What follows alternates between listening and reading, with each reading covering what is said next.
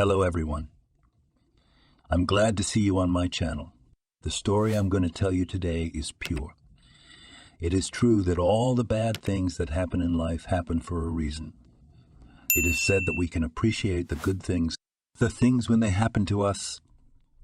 I hope you enjoy this story. I wish you a pleasant viewing experience. Emma pondered the moment when everything went wrong in her life. She had and has great loving parents. Not rich, yes, but she grew up in love and affection. She was once in love with a nice young boy named Aiden, and he was in love with her, too. They met when they went swimming together. Emma saved his life, and Aiden asked her to marry him. But they were very young then. Emma just laughed and said that saving a life was no reason to get married. Aiden took offense. And though they continued to talk and even be friends, they never spoke of anything like that again. But Emma wanted him too. She even decided to push him in that direction. She hinted that she was being courted by a very wealthy gentleman. "You know what? You're bothering me. I don't want to be friends with you," Aiden muttered. "And I don't want to be friends with you because I love you," Emma wanted to tell him, but she couldn't say it out loud. Not everyone was born determined. She was timid. The image of a skinny, short boy with blue eyes remained in her soul. She remembered his kind smile and soft, wavy curls, which she sometimes accidentally ran her hand through. Maybe if she'd married Aiden then, things would have turned out differently. Who knew now? She had chosen a different path. Aiden married long ago, became a fine surgeon. She's just an orderly. She's as far away from Aiden as she is from heaven. Emma wanted to be a doctor too, but she didn't have the talent, and Mom got sick. Daddy spent all his time taking care of her and couldn't work. That's how it turned out that Emma did not even study to become a nurse, but got a job as an orderly. She was still young. Maybe her dreams would come true. It seemed to her that she had successfully married a serious man, the same Richmond, who was 15 years older, but who looked after her very handsomely. No, it was not a marriage of convenience. Emma respected her husband. He was so smart, so businesslike. Would you follow him like a stone wall? Maybe a long time ago, when his mom made him. And though Emma wasn't sure she should marry Richmond, she decided at that moment not to delay. Aiden was already married anyway. And as for Richmond, he seems like a serious, kind man. He'll get along. "Daughter, don't worry, we'll give you a house for your wedding. You won't feel inferior next to your rich husband. A woman should be a mistress in the house," said the father. Already after the wedding, Emma realized that she was handed a cat in a bag. The family was far from noble, and the question of wealth was very controversial because both her husband and mother-in-law now lived with her. Polite and smiling Richmond after the wedding gradually faded away. Like the smile of the Cheshire cat, he became indifferent at first, then even rude. And her mother was singing to him as if Emma had been their errand boy. She would have liked to consult her parents, but her mother wasn't feeling well. Although there had been some improvement, she didn't want to tell her parents that things were really bad. And even the insulting fact that their room in the house was still being renovated, and that they themselves lived in the village, had not yet convinced them finally that the son-in-law was really not a very good man. Both Mom and Dad said that all this is not terrible. They are ready to wait some more. But Emma realized the clouds were gathering. "Chris, this is actually my house. Why are you being so bossy?" Emma had tried to say that to her mother-in-law many times, but she hadn't decided yet. Richmond was a typical mama's boy. Chris moved into the house as soon as they were married. Emma's parents had given her money for a good, though not luxurious, home renovation Emma and Richmond did together. Recently, her husband more and more often said that allegedly he alone made this little house a semblance of decent housing. Of course, Emma, working as a nurse, earned little, to put it mildly, and Richmond worked as a supervisor and got much more. But somehow it was so clever that Chris kept most of the money. She said she was trying for the young, so they wouldn't spend it all. Emma couldn't save any of her money. She herself realized that she could not cope with a cunning mother-in-law. She was too simple-minded, and Richmond and his mother have a lot of self-importance. They're always telling Emma that she doesn't appreciate being welcomed into the family. What do you mean, accepted? What kind of nobles are these if they live in her house and half of the money for household expenses she contributes? And at first the taunt seemed like a joke. Emma thought it would pass with time. She had been living with Richmond for several years, and her husband and his mother had become more and more insolent. For the last 6 months, they had been downright rude to her. Under the pretext of repairing the house, they evicted Emma's parents to an outbuilding in their old cottage in the village. Richmond promised to repair the part of the house where the father-in-law and mother-in-law lived, at his own expense. He also bragged that he wanted to thank them for buying the house, but it's been the house 6 months, and no one's made any repairs. Richmond, how can you do this? Your mom, who hasn't invested a dime, is living in a nice big room. Why do my parents have to live in an outhouse? Emma asked her husband with tears in her eyes. You know what? You'd better think about what's up to you. It's up to you to fulfill your duties, frowned her husband sadly. What do you mean? Emma was surprised. What other duties could she have? She works, she keeps house, she cooks, she takes care of herself. Of course, it's hard to call her beautiful, but she's got a great figure with a slim waist. Yes, her face is not so good, but long, thick hair of russet color and big brown eyes make men look around. And the facial features again, although large but just a little. Goes straight home from work, does not flirt with anyone, with her mother-in-law does not quarrel. Her husband is trying to accustom. But what does he lack? She even wondered if she was doing her job. And you yourself do not realize that I, and your mother, and your parents, we're all expecting grandchildren from you. Maybe you're infertile and I'm wasting my time on you. Your mother said you should get a checkup, but you've been procrastinating, even though you work in a clinic, Richmond said menacingly. Emma felt humiliated. Hot tears came to her eyes. How come she hadn't been tested? She told Chris a long time ago that there was nothing wrong with her.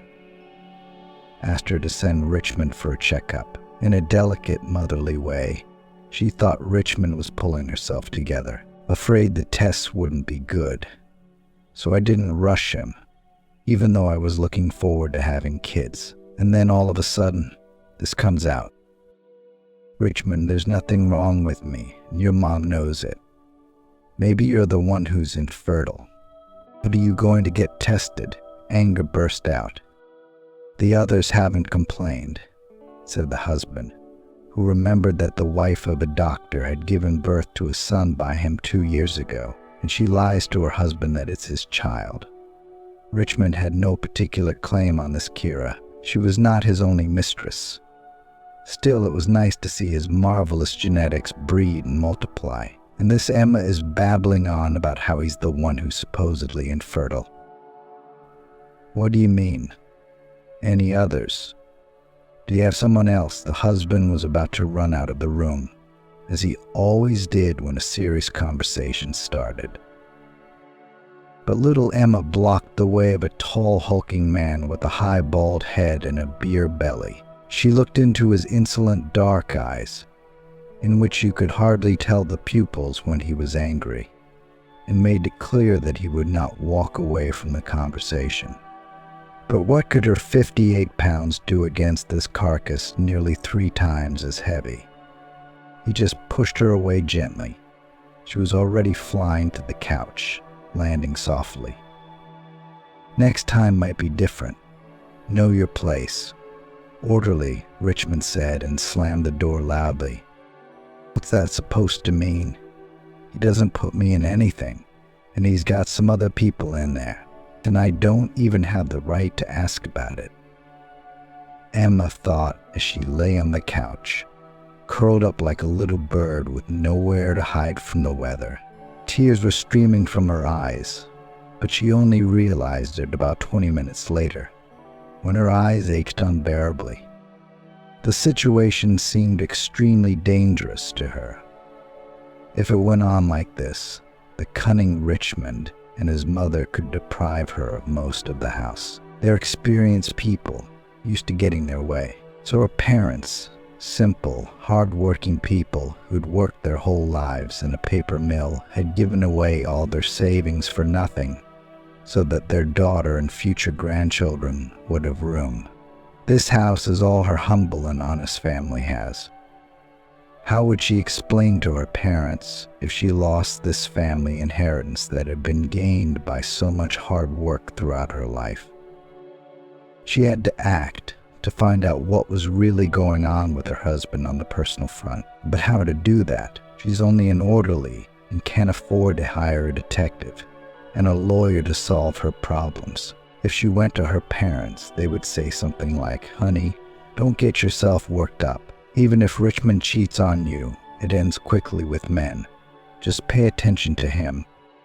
Dad would also add that he told her a long time ago that she should go to temples more often, take communion, seek intercession. "Well, if God is with us, who's against it?" Daddy used to say. And these were not just words. He really lived all his life honestly, helped everyone. With no one feuded with anyone, kept loyalty to Mom and blew dust off her. So of course it was easy for Mother to say that you should not pay attention to men's cheating and rudeness. She hadn't experienced it herself. And her parents would have been very upset. They were trying so hard to mitigate the conflicts that Emma's mother-in-law tried to arrange on the level ground. No, this is not the family I dreamed of. But I won't challenge Richmond's choice, sighed a cheeky Chris at all the get-togethers. As if they were Emma's parents, they, the mother-in-law and her son, disliked Emma immediately and told silly and vulgar anecdotes that made her ears flinch. And Chris's favorite subject was also legends, which she herself made up on the basis of life events that she did not really like. For example, her mother-in-law turned the story of how her married man, from whom she had Richmond, left her and who kept her but then got tired of her. What came out of the story? Something else entirely. Allegedly, she didn't know her lover had a wife and thought he was just seriously ill and didn't want to become a burden to her. But when the truth became known, Chris, without a second's hesitation, proudly left this scoundrel and threw money in his face, and then spent her life raising her son. The reality was very different. Richmond himself said that his mother tried several times to marry, but because her bar was too high, and she only considered wealthy men with their own housing in the center, she never found the right one, and Richmond's father continued to give them money until his son's adulthood, although not very much. He also bought them a dorm room. This allowed Chris not too much to work as a clerk, that is, simply a secretary. Her mother-in-law proudly said that she worked as a deputy director, although she had an unfinished 2-course higher education. In the same magical way, a room in the dorm, bought by a married lover, turned into 2 higher education and honest noble housing, which Chris allegedly chose herself, although the scoundrel allegedly threw under her feet multi-room apartments, money, jewelry. In general, the main talent of the mother-in-law was impudence, and she herself believed that she was an aristocrat with higher education and an exceptionally noble past. The only truth was that Richmond did hold a good position, which his father had arranged for him, however, by acquaintance. Emma thought that her family was not worse, and even much better, and above all, more honest, if we are equal in origin. But since she was naturally timid and afraid that Chris would not forgive even the slightest argument, she preferred to keep silent. Emma had already said to her once, "You know what, Chris, it's not nice to criticize those who provide you with a place to live." "Is that what you're saying, sweetheart?" Her mother-in-law frowned. "Oh, come on. You don't have to say nasty things about my parents. Thanks to them, we have a home to live in, and so do you." Emma herself couldn't believe she was able to say it right to her face, albeit in a very quiet voice. She also couldn't lift her gaze to the sad, tall, full brunette who was wearing red as always. "It's very funny to call a box on an overgrown and worthless lot of house. Yes, it was my son who made it into a semblance of a dwelling. And if you want to know the truth, I think that's why you got my Richmond into bed." Her mother-in-law jerked her bright red manicured index finger so close to her face that Emma looked away so she wouldn't stab her in the eye. A mother-in-law would do it. She got her nails done. She'll say it was an accident. Or even that Emma framed her face on purpose. Chris always gets away with it. At that moment, Emma realized that not only could her mother-in-law turn into candy the things on which everything grew wonderfully, but she also mastered the art of the reverse transformation. The same good house of the highest grade brick with all communications, insulated veranda and deep cellar on a large plot of land with a beautiful apple orchard. Home greenhouse, located almost within the city, turned in Chris's head into something that was indecent to mention. But what was there to object to? That's when Emma realized that she couldn't prove anything to her mother-in-law. She just had to live apart from her. She had tried to negotiate it gently with Richmond, but nothing had worked. And now it was clear that her husband might be at one with her mother, and that family would not spare either Emma or her parents. And so, it seemed the only thing left to do was to go to a fortune teller. That's what Emma suddenly realized. A person with powers would tell her exactly what, how, why, and how to act. She was even more convinced of this when her friend Camellia, with whom they'd worked at the hospital for years, showed her a video on her phone.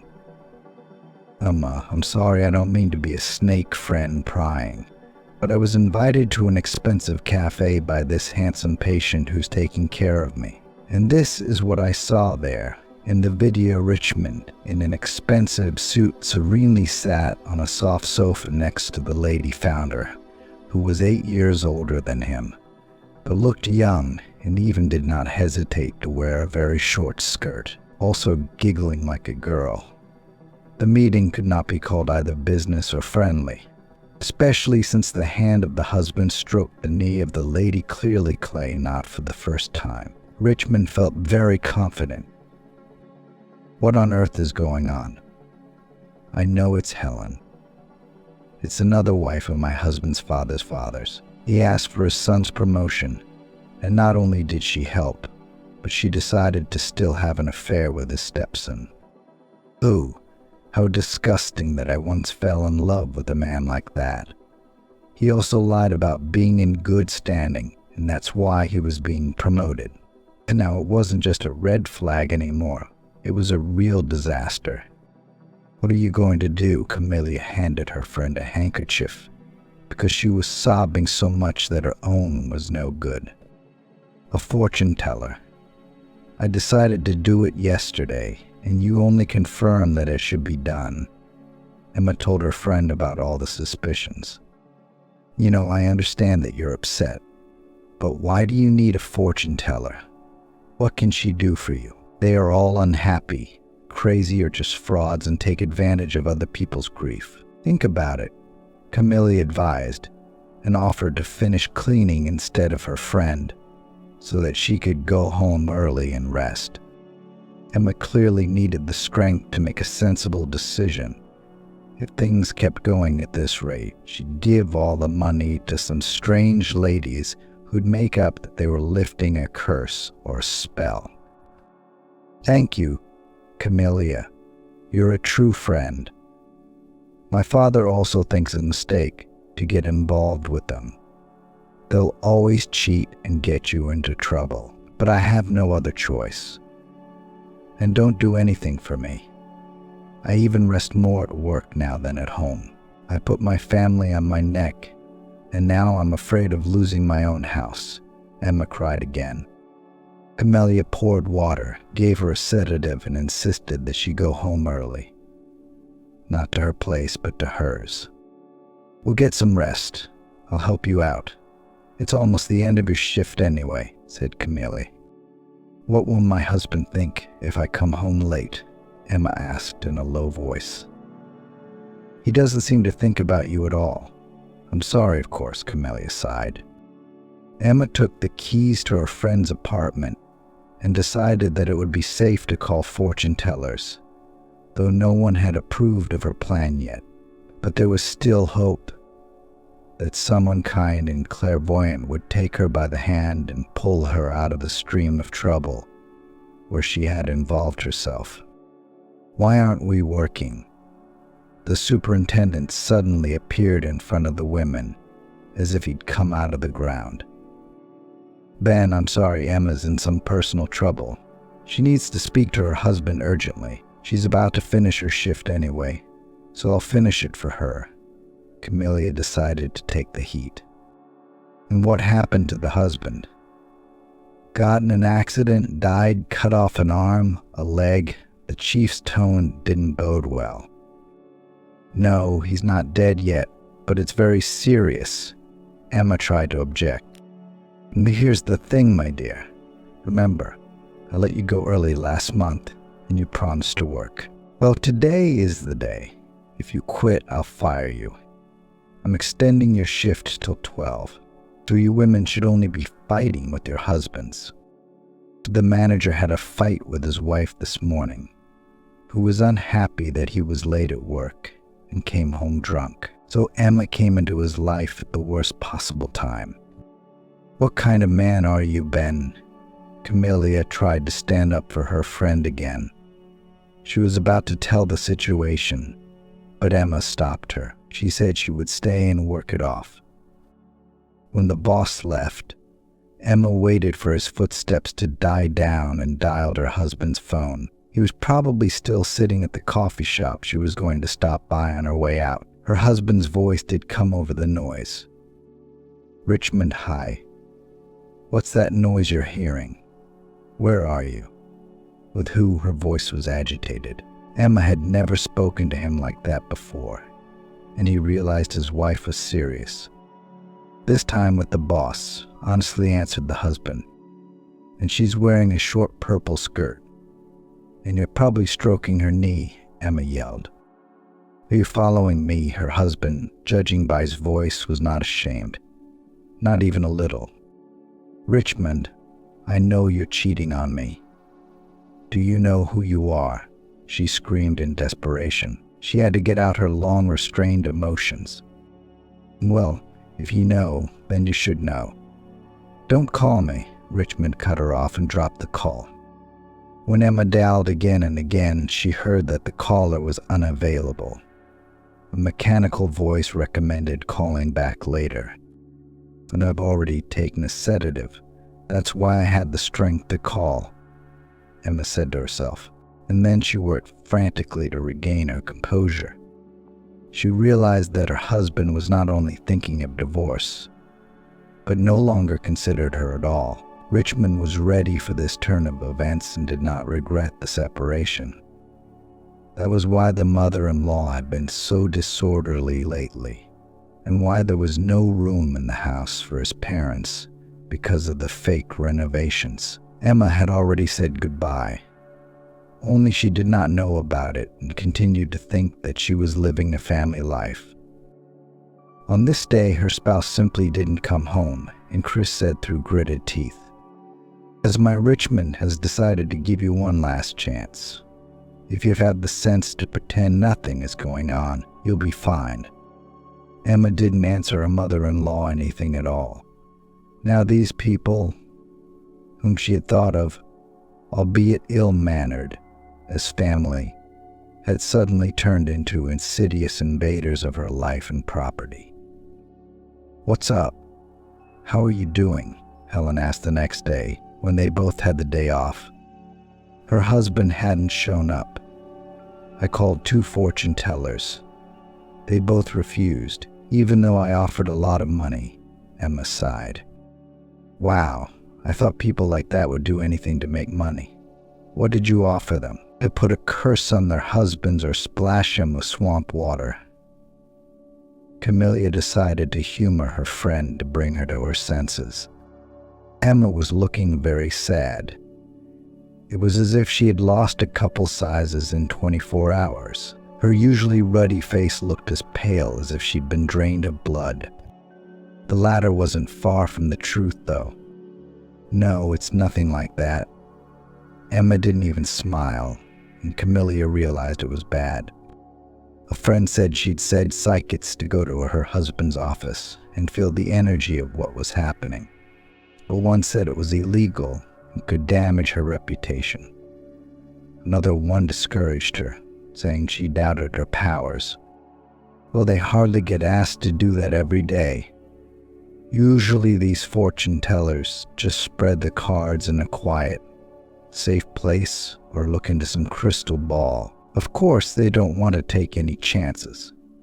Didn't you think they might just get kicked out by the guards? Camellia asked cautiously. It was beginning to look like her friend was losing her mind. "Yes, but I was willing to pay good money. You could pretend to be a courier or a visitor," Emma sighed. But it seemed to her that if the clairvoyant was real, she must be near the subject. So is that what you could sense from a distance? Emma didn't believe it. That same week, fate itself seemed to hear her request. An elderly woman with a gift was admitted to the ward. "Don't worry about me. I don't think I'm going to make it," Nayeli said. "How do you know?" "You have to fight," Emma said. Even though she was still very young, she had learned that if patients hoped for the best, they had a better chance of recovery. "My mother has the gift of clairvoyance, but it didn't bring her happiness." Helen, Nai's daughter, smiled sadly and said that she and her mother had lived in poverty all their lives. Though it seems that Mom helped very rich people, gave them accurate predictions.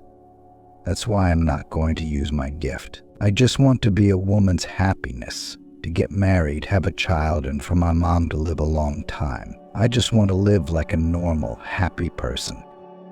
Apparently, our gift works in the opposite direction. It brings happiness to others and takes it away from us. Maybe you're right, daughter. I never resorted to black magic. I tried to do good, but I couldn't organize not only a decent life for you, but even a normal one for myself. Nayeli sighed. And when her daughter left, Emma told her that her daughter's gift of clairvoyance was much stronger, but she didn't want to use it, and for good reason.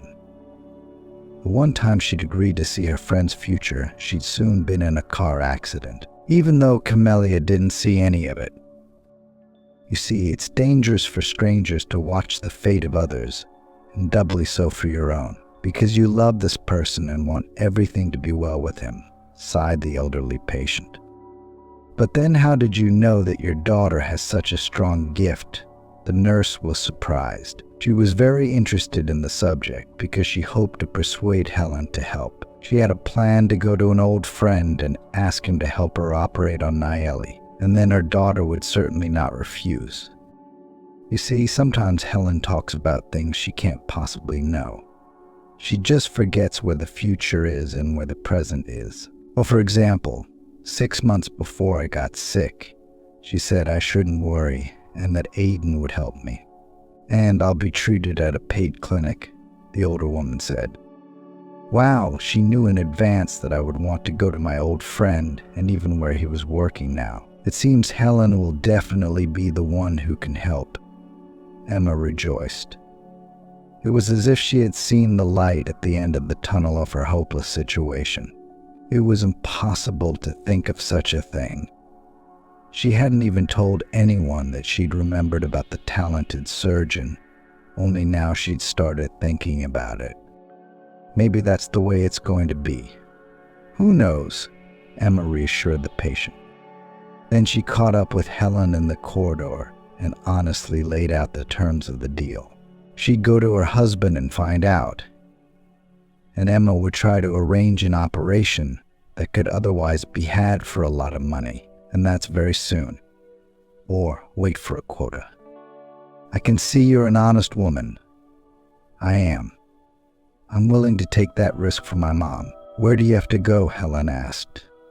She didn't want to drag it out. She felt she might lose her mom. Her husband works in a mansion near the hospital. Emma said the name of the firm and showed a picture of Richmond on her phone so the fortune teller wouldn't get it wrong. The tall blonde with the athletic figure turned pale and even staggered. Emma had to sit her down on the hallway and then fetch her some water. What's wrong? She asked. You see, Tony, my fiancé, works in this office and your husband is his boss. You see, you don't need to get involved. It's not a good sign. The woman trembled, and no matter how much Emma urged her to return, she walked away down the corridor at a brisk pace without turning around. Emma was at a loss. The lifeline had just appeared, and it was immediately taken away. Still, she called Aidan at the pay clinic. They hadn't seen each other in a while. She had to see if he still held the same reverence for her. Okay, let's meet at the coffee shop near my work. If it's not a phone call, Aidan agreed. His voice was angry and disgruntled. He didn't seem at all happy to hear Emma. No wonder. It had been almost 10 years. Another illusion shattered. Of course, she hadn't counted on him still loving her, but she hoped that at least some good feelings remained. When they'd met, Aidan had immediately thought she'd decided to take him up on his long-standing offer and move to a fee-for-service clinic. More pay, less work, and you could study nursing at the same time. No, Aidan, that's not what I'm talking about. She'd turned him down over the phone years ago when he'd called and suggested it. Her husband wouldn't have liked the fact that she'd have a long commute. Oh, and back then they had planned to have a baby right away. But who knew it wouldn't work out? What was the reason then, the doctor wondered. He wanted to finish this meeting quickly. After all, when he saw Emma, his heart had opened an old wound for him. Aidan had never been able to heal it. Maybe that's why things weren't going well with his wife. Kira was always mad at him for something. She'd liked to spend time away from home. He talked her into adopting a boy from an orphanage. She never really wanted to take him in. She said this, "I'm just trying to help you out, but I didn't promise to take care of Steve. I don't need that brat. I'll have my own." Aidan waited a long time for his wife to get pregnant. He hoped things would get better, but that never happened either.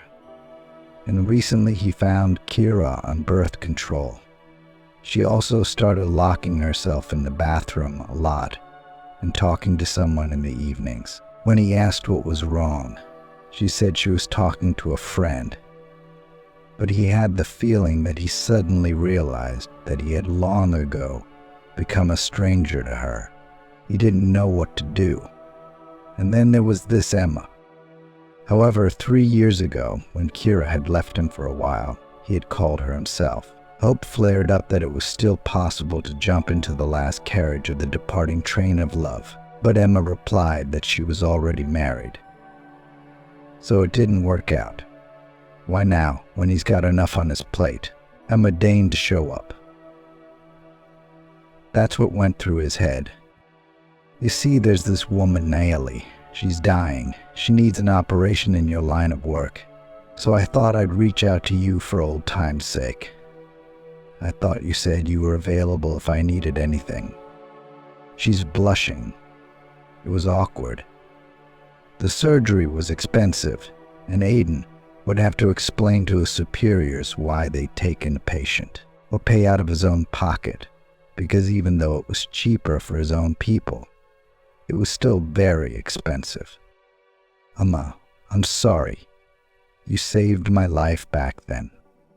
If you hadn't noticed I was drowning and hadn't pumped me up, I'd be gone. But he hesitated, unsure of what to say. He had no idea how to organize and explain it all.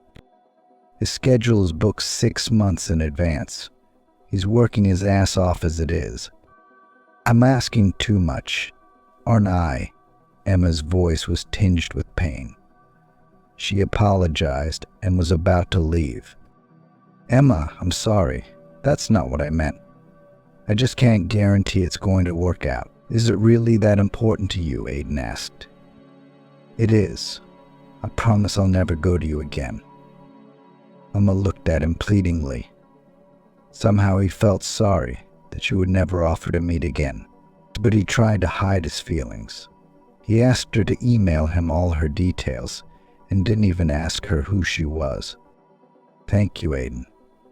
I thought you'd say no. I had no one to help me. You just saved me. Tears glistened in her eyes, and he was happy to have Emma in his life and hated her for it at the same time. The next day, Emma sent him all the papers. Aiden promised that he would get Naomi transferred to a fee-for-service clinic. Officially, he decided to pay for part of the treatment so he wouldn't have to hide anything from his superiors. Emma was told that the surgery would be free. She didn't know what to do now. The nurse was a kind woman. She didn't want to give an ultimatum to the daughter of a sick psychic. So she called and said that even though Helen refused to help her, she would still arrange treatment for her mom. Emma knew her noble gesture might not be appreciated, but she decided that if she could get the surgery arranged, then so be it. Really, you did. I've heard so much about this doctor. I mean, he's the most promising doctor of the younger generation right now. He's a shining light.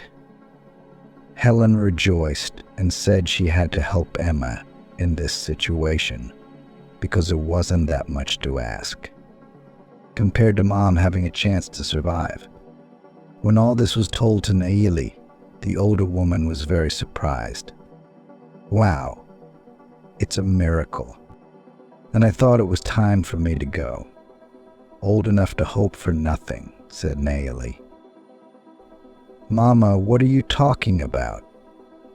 You can't just think of yourself. It's a sin to refuse treatment. Helen persuaded her mother to agree. It was obvious that Naomi herself was glad that she was still on this earth. Although she said that there was nothing particularly good in her life, except the birth of her daughter. Just be careful, Helen. Don't let your feelings for Tony cloud your judgment, Naomi said and sighed. As the young women walked out, Emma asked Helen who her mother was talking about. It's my fiancé, who works under your husband. Have I told you about him? Helen said sadly. Her heart sensed something wrong. Still, the psychic kept her promise and went to the office the same day. She didn't need an excuse. She simply called it Tony, said she missed her, and would stop by for a quick lunch. Helen knew that Richmond always had a meeting on Mondays before lunch, so she had chosen that day. The calculation was simple. She would come early and say it was an accident. That way she'd see Richmond and fulfill her promise. Helen, what are you doing here so early? The meeting isn't over yet, and when the bride looked in on Tony, she saw his chief. But for some reason no information came to her at that moment. But when Tony touched her hand, she clearly realized that Richmond wanted to frame her lover and would carry out his plan very soon. Danger, danger. That was the only word stuck in her head now. And Helen tried to concentrate on Richmond, who at this moment was just peering out in surprise to ask Tony why he had left. But the information channel somehow instantly tuned in only to Tony. This was what Mom had warned about. In her brain, a picture was instantly painted of Richmond running some huge scam, but blaming the shortages and thefts on Tony.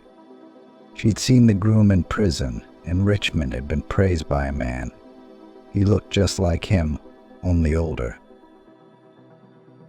Thank you.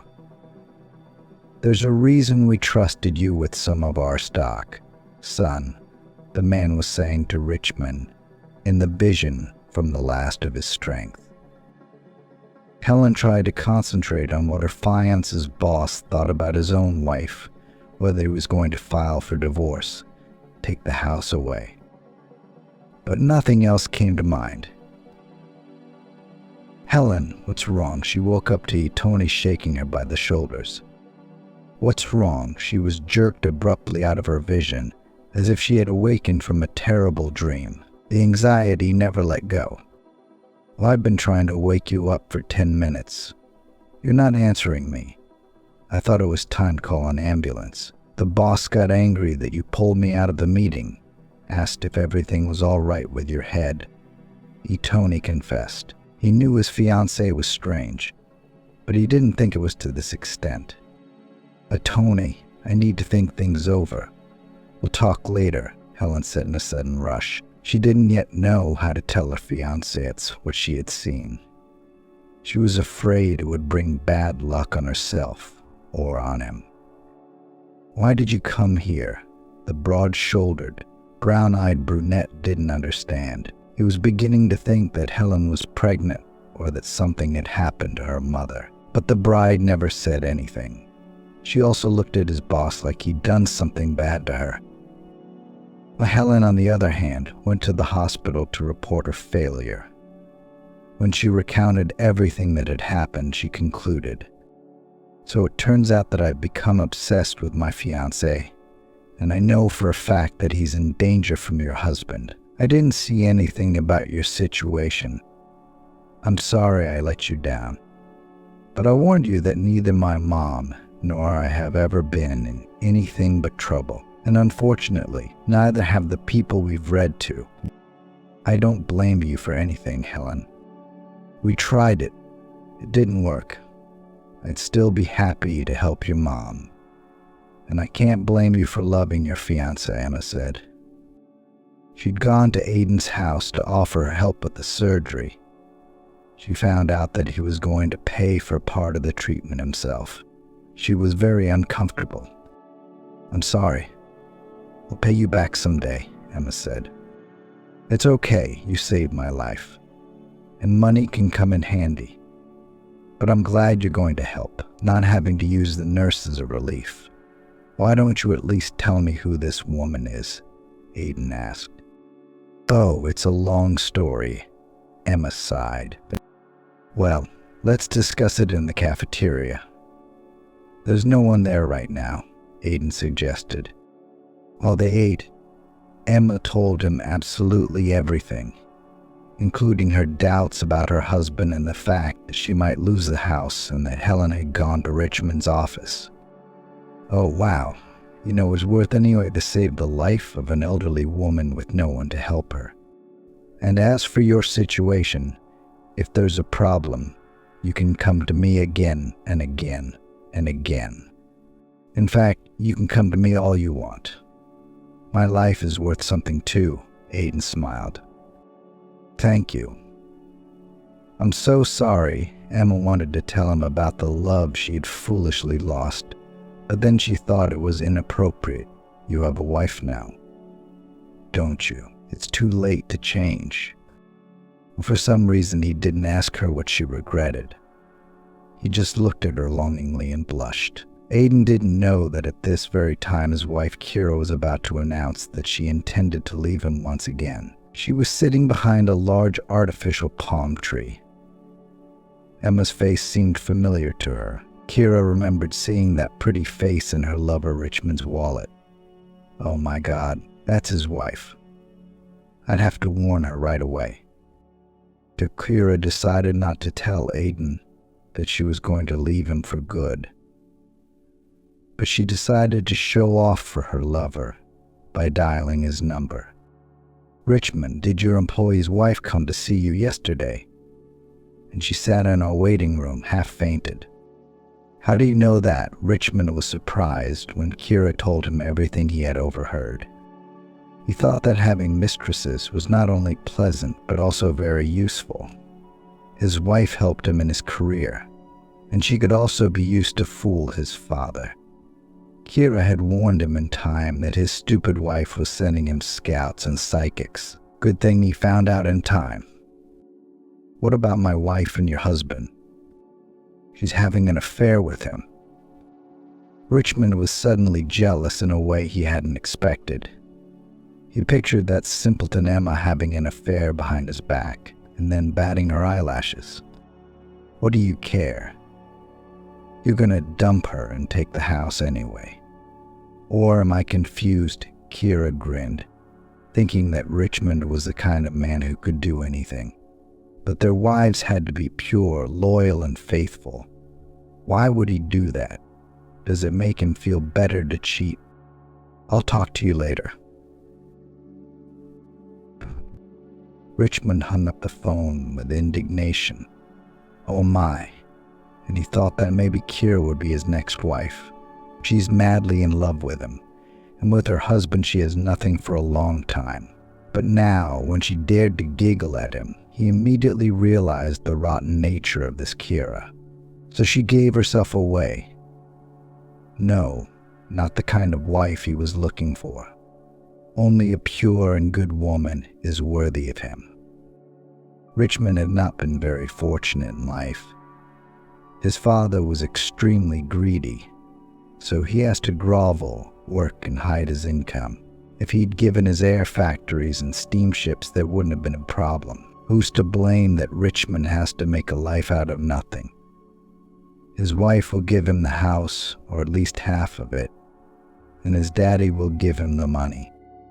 The loving boss lied to his wife that he had talent and was moving up the career ladder.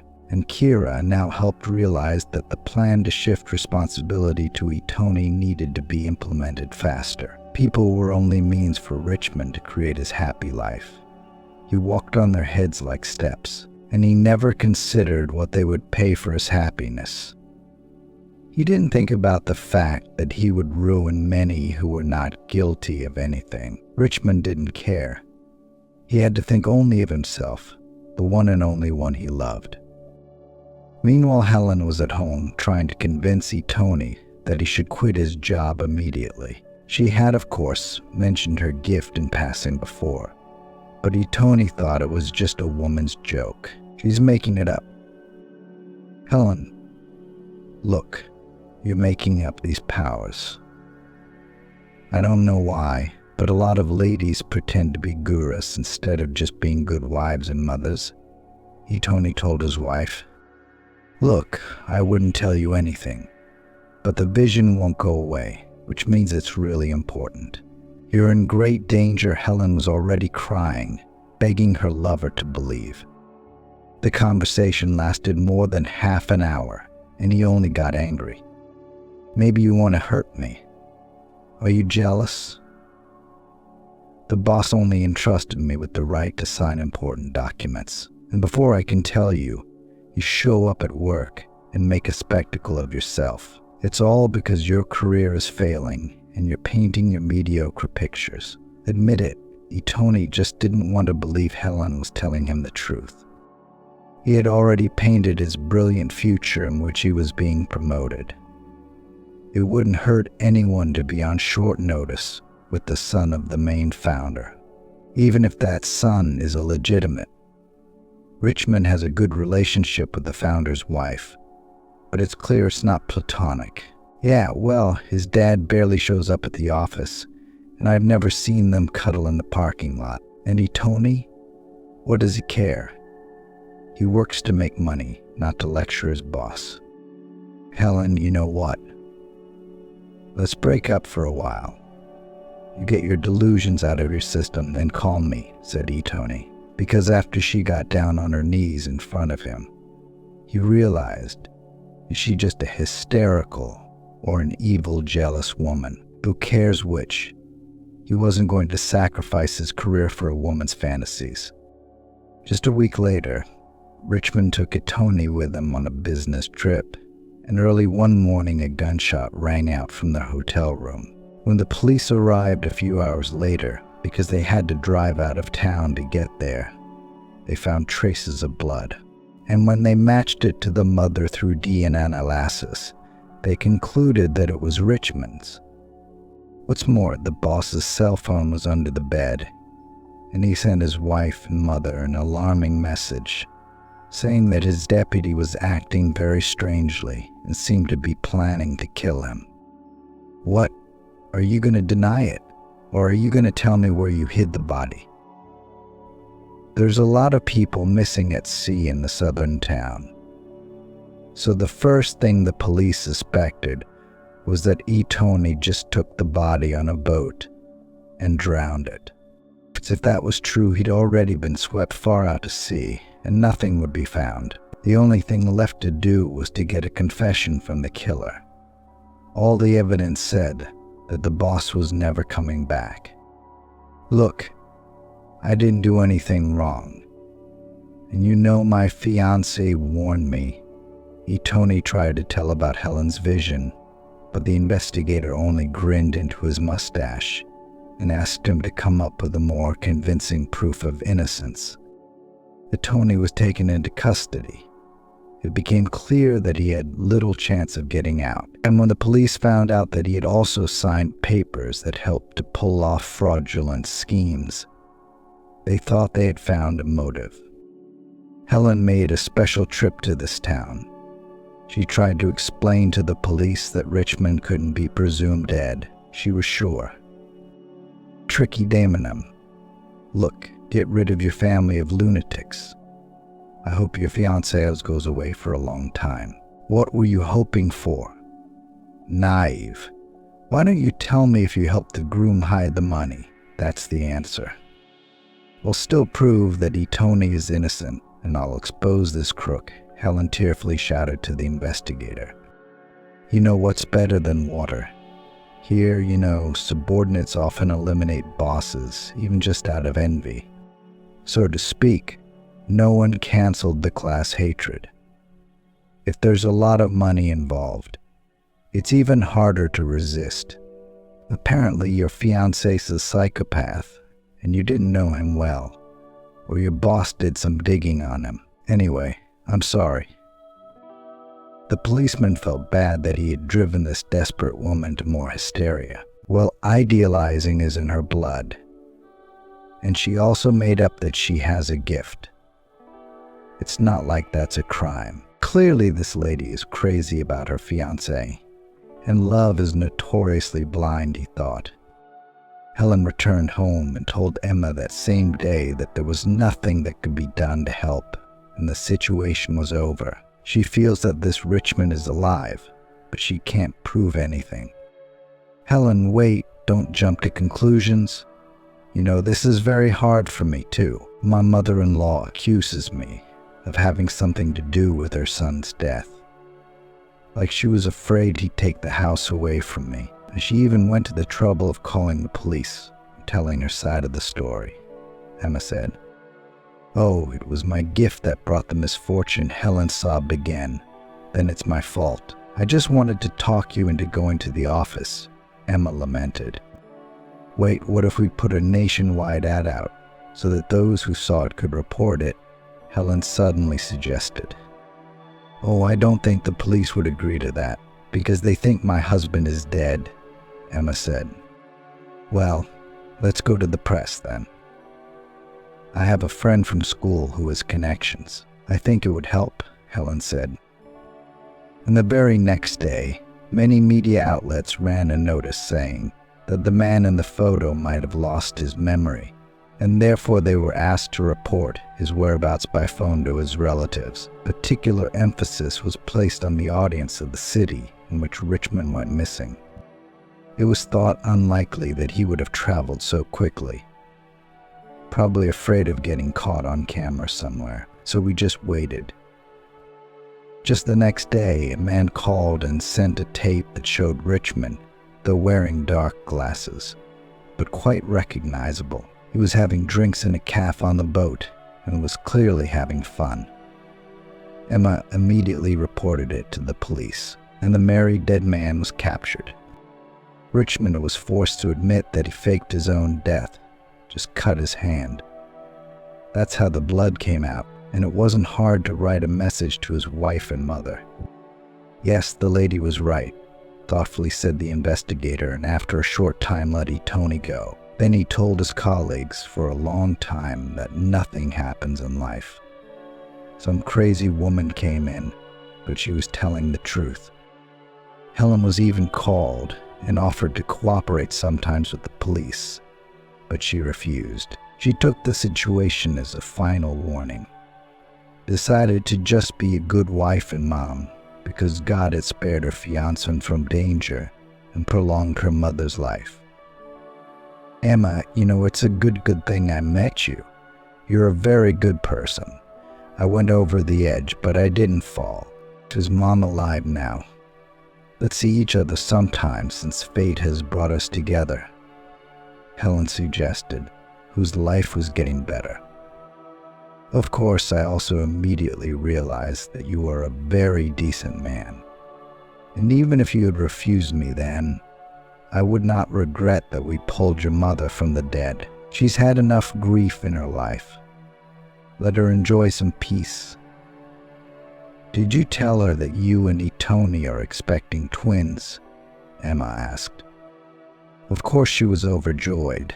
She even said that the curse had been lifted from our family. I could already see that there would be girls and the gift would be passed on to her, Helen said, admitting that ever since she'd promised to give up clairvoyance, the gift was gone. Do you have any regrets? Emma asked.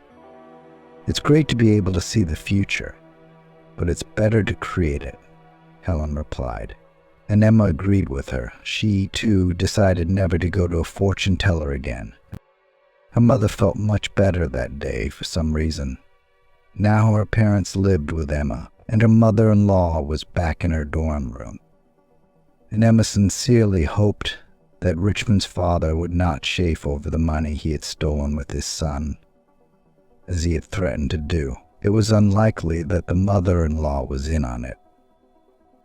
Of course, she was an unpleasant woman, but she obviously knew nothing of her son's fraud. She sobbed sincerely for days and nights when she thought that he was gone. She loves him, after all. Richmond is the only bright spot in her life. Emma, now that you're divorced from your husband and my cure has left me for someone more promising, why don't we try to go on a date? Really, I have a kid.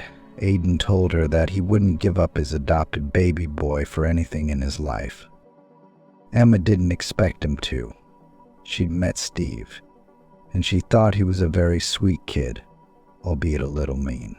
But one could understand why he didn't trust people.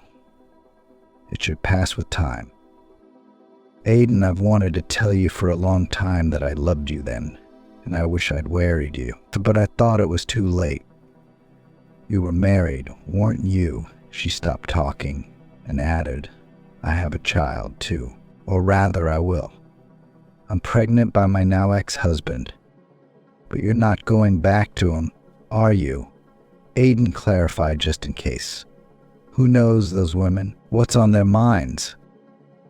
No, of course not. Our married life has been a nightmare, Emma said, tears welling up in her eyes. Well, that's 1 + 1. Well, we'll just have 2 kids when we get married. Aiden laughed. But he was wrong when they formalized their relationship 2 years later. They already had 3 children. Emma and Aiden would have gotten married sooner, but Camelia kept trying to sue for something, and Aiden's divorce dragged on a bit. His ex's plan to get a more favorable husband fell through, and Kiera was even going to go back to Aiden, but no one was expecting her for a long time. Aiden and Emma's wedding was paid for by Helen. She could afford it. Her Tony had risen ahead of the firm and taken Richmond's place. I have to say, things got a lot better for the company after that. You could start a whole kindergarten now, Helen said, and she and Emma began to plan that their children would definitely be friends. I'll be the director. I know how to handle kids, suggested Steve, who considered himself the oldest and most respectable. That's a great idea. You're a natural leader. Just like your daddy, Aiden was promoted to head of the department, and the boy was very proud, and so was Emma.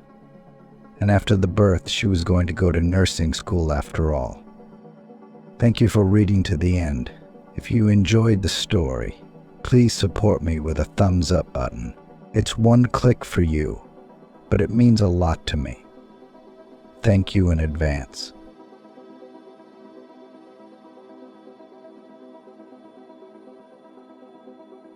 Amber considered herself as much a part of these places as the dry air that smelled of wormwood, or the huge stones that broke through from the walls of an ancient fortress. Where else? On these stones. She'd been born here, true, not really, but closer to the sea. But their family had moved to this small town when Amber had just started walking. And in 18 years, the girl had become flesh of his flesh. It was a purely female family. No, of course, her grandmother had once had a husband, but Amber no longer remembered her grandfather. He had died long ago, before she was born. She had a father, too.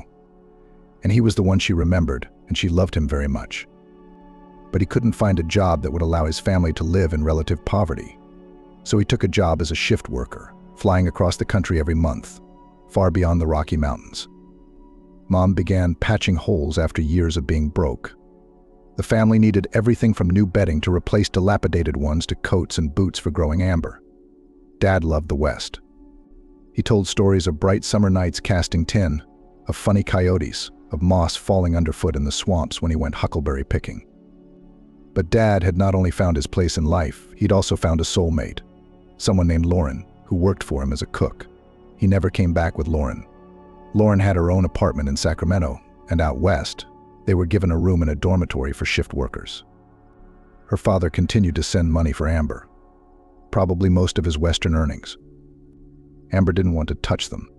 Some call it adolescent maximalism, others call it the kind of mental purity that only comes from youth. Amber demanded the transfers be sent back. She didn't want to be tied to this man from the moment he cheated until the end of her days. The blow was stronger, for she was very attached to her father. The only daughter, used to thinking she was the most favorite. Her mother was lost, looking from Amber to her grandmother for guidance. If Amber wanted to mentally picture her mom, the first thing that came to mind was her always scared and unsure look. "You don't want the money, don't take it. You're right," Grandma said calmly, and made a sign to her daughter. "Temmie, leave her alone." "I know it's going to be hard on Mom." Amber knew what her family was thinking. "I'm going to work. There are different ways to live. Better, worse," Grandma said. "We'll adjust. But remember about Mom, she has poor health." When the women were alone, Grandma told her daughter, "Make an account in Amber's name and put the money in that account. We'll get by somehow. The girl's conscience will be clear. If she wants to someday, and will return to his father every penny, and you can safely look into the eyes of John." Sometimes husbands tell their ex-wives they're living off their alimony. And if, God forbid, I die, that money will come in handy for Amber when she's an adult. Amber didn't know about the second part of the plan and stoically accepted the fact that their little family had the bare necessities. Her mom worked at the library, and she loved books so much that she sometimes brought them back from the dumpster. That was a trend lately. People threw away books, sometimes their own, sometimes inherited from the older generation. After all, anything could be found on the internet. Why clutter up the house with dusty tomes? Mom brought books in dirty bags, or just holding them to her chest. Their own library had grown so large that some of it had moved into the guest house in the garden. But the library paid pennies, and my mother wrote term papers and theses for students in the evenings. Behind each work was a specific goal. Things were bought the cheapest, and still ahead loomed a long list of things that could not do without, and every item on that list was a mom's sleepless night. Amber was used to not asking for anything for herself, not even a refill at the table. Too often lunch was cooked for 2 or 3 days, but the girl early had to think about how to adapt her hands and head to some business. At first, Amber helped her grandmother, twiddling her thumbs. If you compare the family to a ship that sails on the sea called everyday life, then Mom could not be called the captain. She wouldn't rise above a diligent sailor. And when my father left, Grandma took the bridge, and Amber became her right hand. Whether it was standing at the stove, peeling apricots, ironing curtains, Amber uncomplainingly learned and did everything, though her nature asked for something else, and she was not a diligent learner. Even when her father lived at home, Amber realized happiness it is when after an early breakfast, snapped out of the house, all the paths are yours, and with the sky you can be alone. And there is so much strength inside you that you perceive as an unfortunate misunderstanding the impossibility to spread your arms and fly to be swayed by warm winds. It was from her father that she got her love of vagabonding. And he also taught his daughter that when you can, all day long you are satisfied with a piece of bread taken from home, as long as it was sprinkled with salt when you memorize the roads so that you will never get lost and come back, wherever you have wandered. When you don't pay attention to fatigue, to pains in your legs, and you can walk as long as it takes, if it's worth it. And it was worth it. Amber wasn't looking for beautiful, picture-perfect views like the others. She wasn't taking selfies. She wasn't seeking out some of the youth's favorite pastimes. At first, there was simply not enough money for that, and then the girl began to feel like a white crow among her peers and did not even try to become her own in the pack. She simply did not know and could not discuss what they knew and loved, and what touched her, frightened her, amazed or delighted her, left them completely indifferent. "I know what you want to be, Valerie," a classmate who sat at the same desk with Amber, and with whom Amber had a more trusting relationship than with the other kids, once told her. "You want to drive field trips." This happened after the teacher assigned them to write a trivial essay about the love of their homeland. Amber was choking on the topic. There was so much to tell. She was steeped in legends as much as her hair was steeped in sea air. She wanted to talk about everything, and about her favorite gorge, near which a robber had once kidnapped a girl, and she, not resigned to her fate, became a mermaid, and about the valley, where long shadows from the rocks of bizarre, sinister figures come to life in the last hour before sunset. The rocks are motionless, and the shadows fluctuate, reaching out to each other, as if talking, gesturing without words, and about the stone, which fulfills wishes, but charges a terrible price for it. It was impossible not to mention. I read it. The teacher said to her the next day, "Tell us, I want the boys to hear it too. Tell it in your own words, maybe add something else." And instead of English class that day, the class listened to Amber. Among the children were those who went abroad with their parents every summer, or even Christmas vacation. But now they were enthusiastically questioning the girl. Where is that? Have you been there yourself? And how to get there? Do wishes really come true? That's when Valerie dropped out, tucking her textbooks into her bag. "You're probably going to be a tour guide, Amber. You're a genius." When she was still in high school, she got a job at a museum complex. There were tons of them. They hired her as a curator. That meant serve, take, get out for herself, for that guy, and for the cleaning lady. And then she started leading tours. First in the low season, when it's not too crowded. Then with other, already experienced women.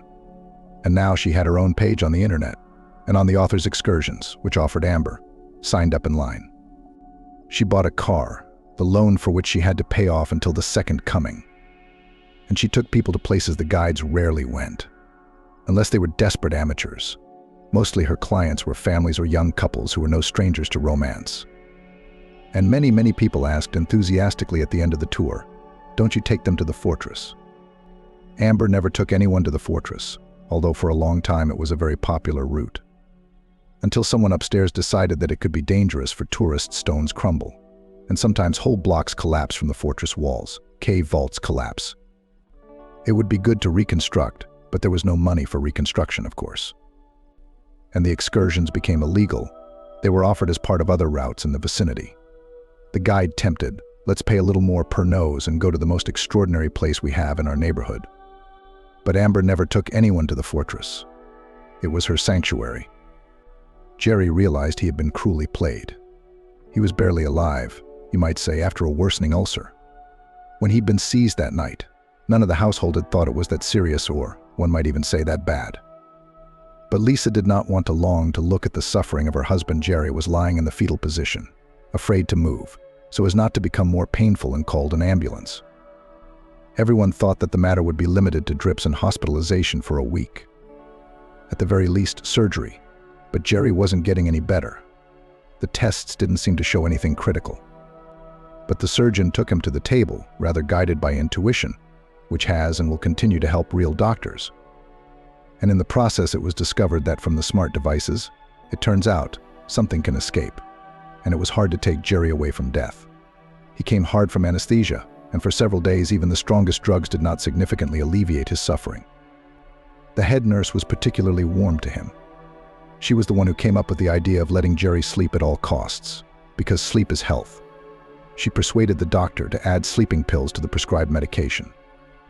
It probably wouldn't have had much effect on anyone else, but for Jerry it worked wonders. The pain was greatly reduced. He felt in himself that fracture, after which began, though slow, long, but still the way to recovery. And then his many friends came up with the idea to play his wife, which they could not stand too much. Lisa was in love with herself. And what's worse, after getting married, Jerry, who before that knew every dog in town, began to behave much more withdrawn. Now Lisa was deciding where they would go and whether they would go at all, who to invite to visit and in front of whom to close the door, and so on. When Lisa complained to her husband that she cannot tolerate women, so she does not get along in any team, for her coquetry, felt that they do not like me, because I am prettier than them, and because you carry me in your arms. But there were enough men on whom Lisa not only did not make any impression, she annoyed them. Too much manners, fixated on themselves, accustomed to being served. Lisa usually visited her husband after visiting hours were over.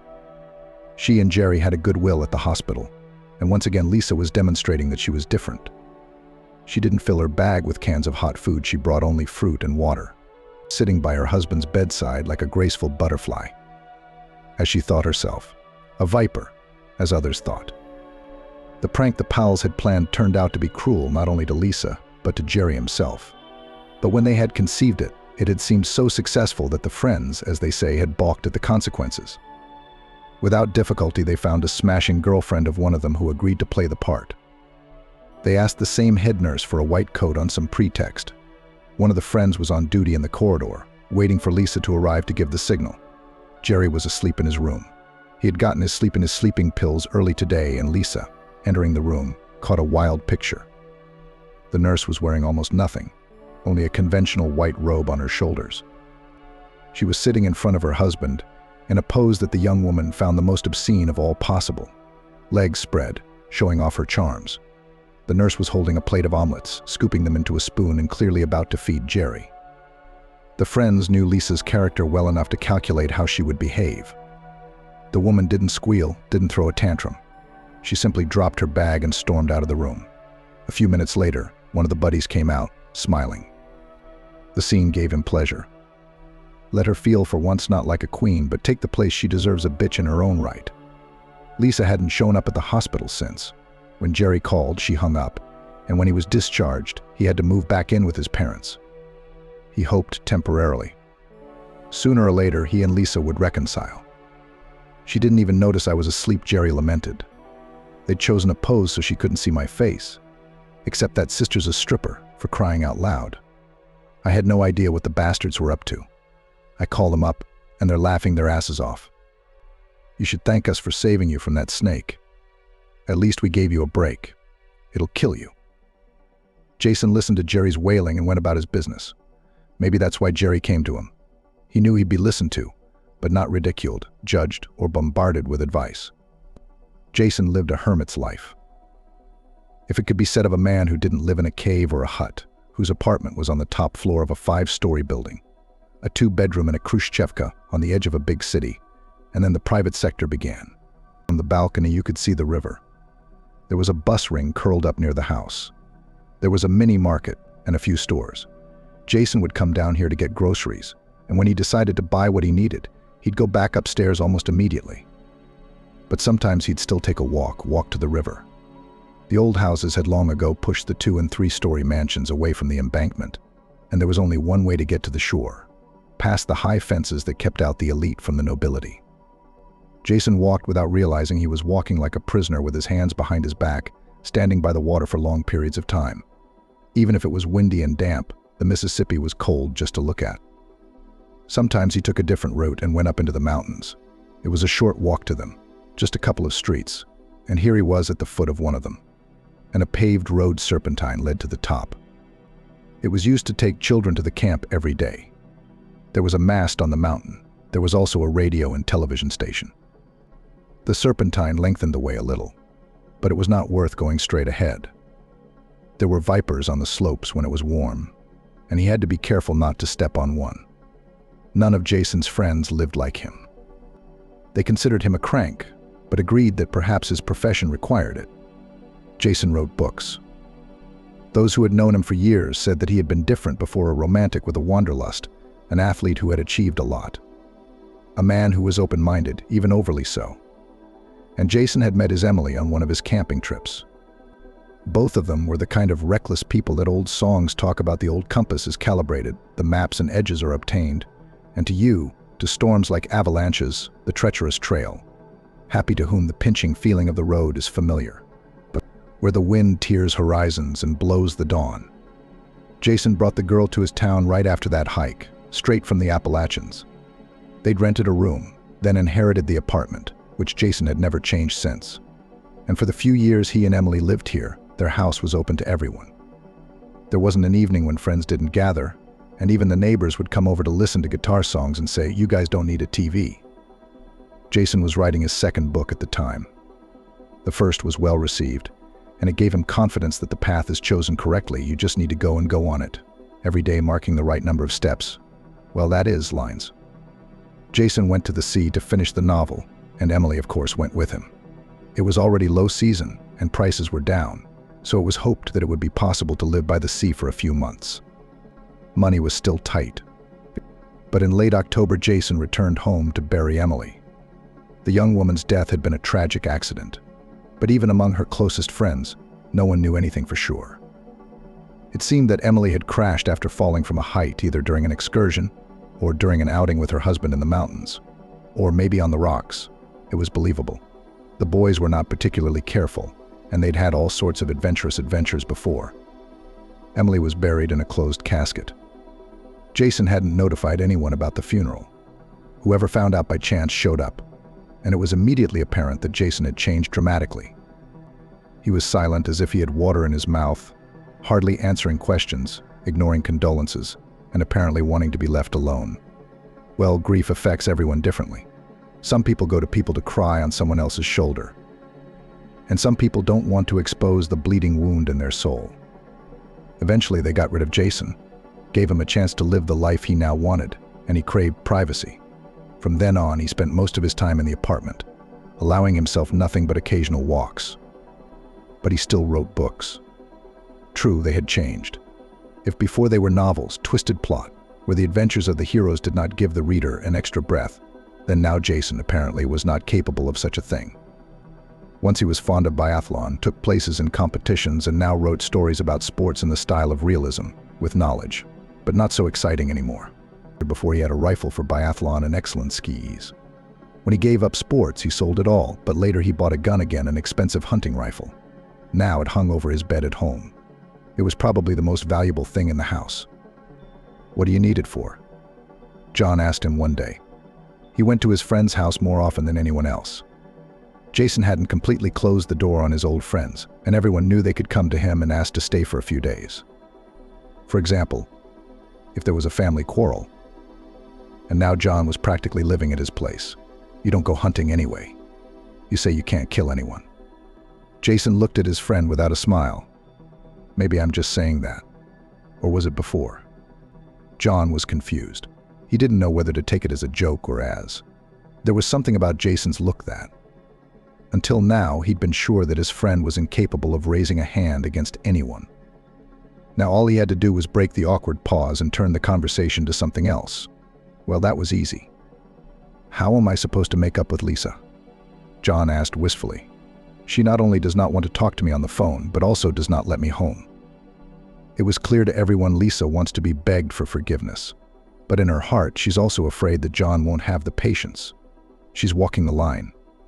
In her version, John should demonstrate such a degree of remorse and beg for forgiveness in such ways that it becomes legendary among mutual acquaintances. But there's another option: John could give up and find someone else. Then Lisa, too, will have to start her life from scratch.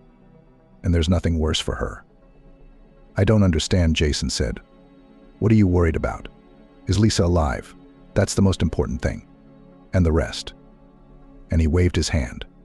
So John stopped talking and couldn't say anything else. Amber had a piece of jewelry in her left ear, an earring. For some reason, a single, small ruby drop. It had been threaded in her lobe for as long as Amber could remember. The earring was discreet, and Amber hardly ever thought about it, except once, when she decided at 13 to really pierce both ears and put earrings in. Girls that age have a tendency to want nothing more than earrings in their ears at a certain point in their lives. "Okay, let's go to the beautician." Mom agreed when Amber couldn't resist telling her what she wanted. "And for your birthday, I'll give you earrings. Gold, of course I cannot, but silver." "I'll take this one off." Amber picked up a red droplet with her fingernail. She'd lost her pair anyway. "I'm like a pirate, wearing it in one ear." "No, Mom and Grandma," exclaimed at the same time. "Why? Is there something I don't know? Is this some kind of family legend? Do you cherish Sergei as a memory?" Amber looked from one woman to another, and she could feel her loved ones hesitating to tell her anything.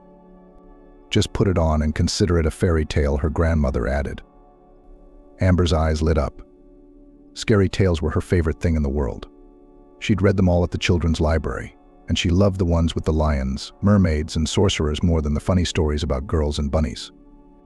When you read such things, at night you dare to go out of your room to the toilet, only if you light up the light in the whole apartment. And if some mysticism lives in their family's history, how did their loved ones hope to keep anything from her? Inga's mom was clearly the weaker link. If anyone was going to let it slip, it would be her. But Antonina only averted her eyes. "Yes," Grandma had begged. "Let's hope that everyone has already forgotten everything," said Inga's grandmother. "Does this thing bother you?" "No." "Then forget about it. And remember that you don't need to know everything." "But it's my ear." "We just happened to be in the wrong place at the wrong time," Mom sighed. She caught her grandmother's glance, stopped talking half a word, and as if cut off. No matter how much Inga pestered her, her mother never said a word on the subject. And only much later, having resorted to the unworthy technique of eavesdropping, Inga at least roughly understood what the matter was. Mother often came to her grandmother's house to sit up before going to bed. No matter how tired she was, but to talk, to discuss what had happened during the day, to complain about something, to ask for advice, it was more important than sleep. Sometimes my mother would sit down next to my grandmother on the edge of the sofa and whisper with her for so long that she would immediately fall asleep. And it was from the fragments of these whispers that Inga learned the story. Once in that old fortress on the mountain lived the rulers of the area. Imagine that.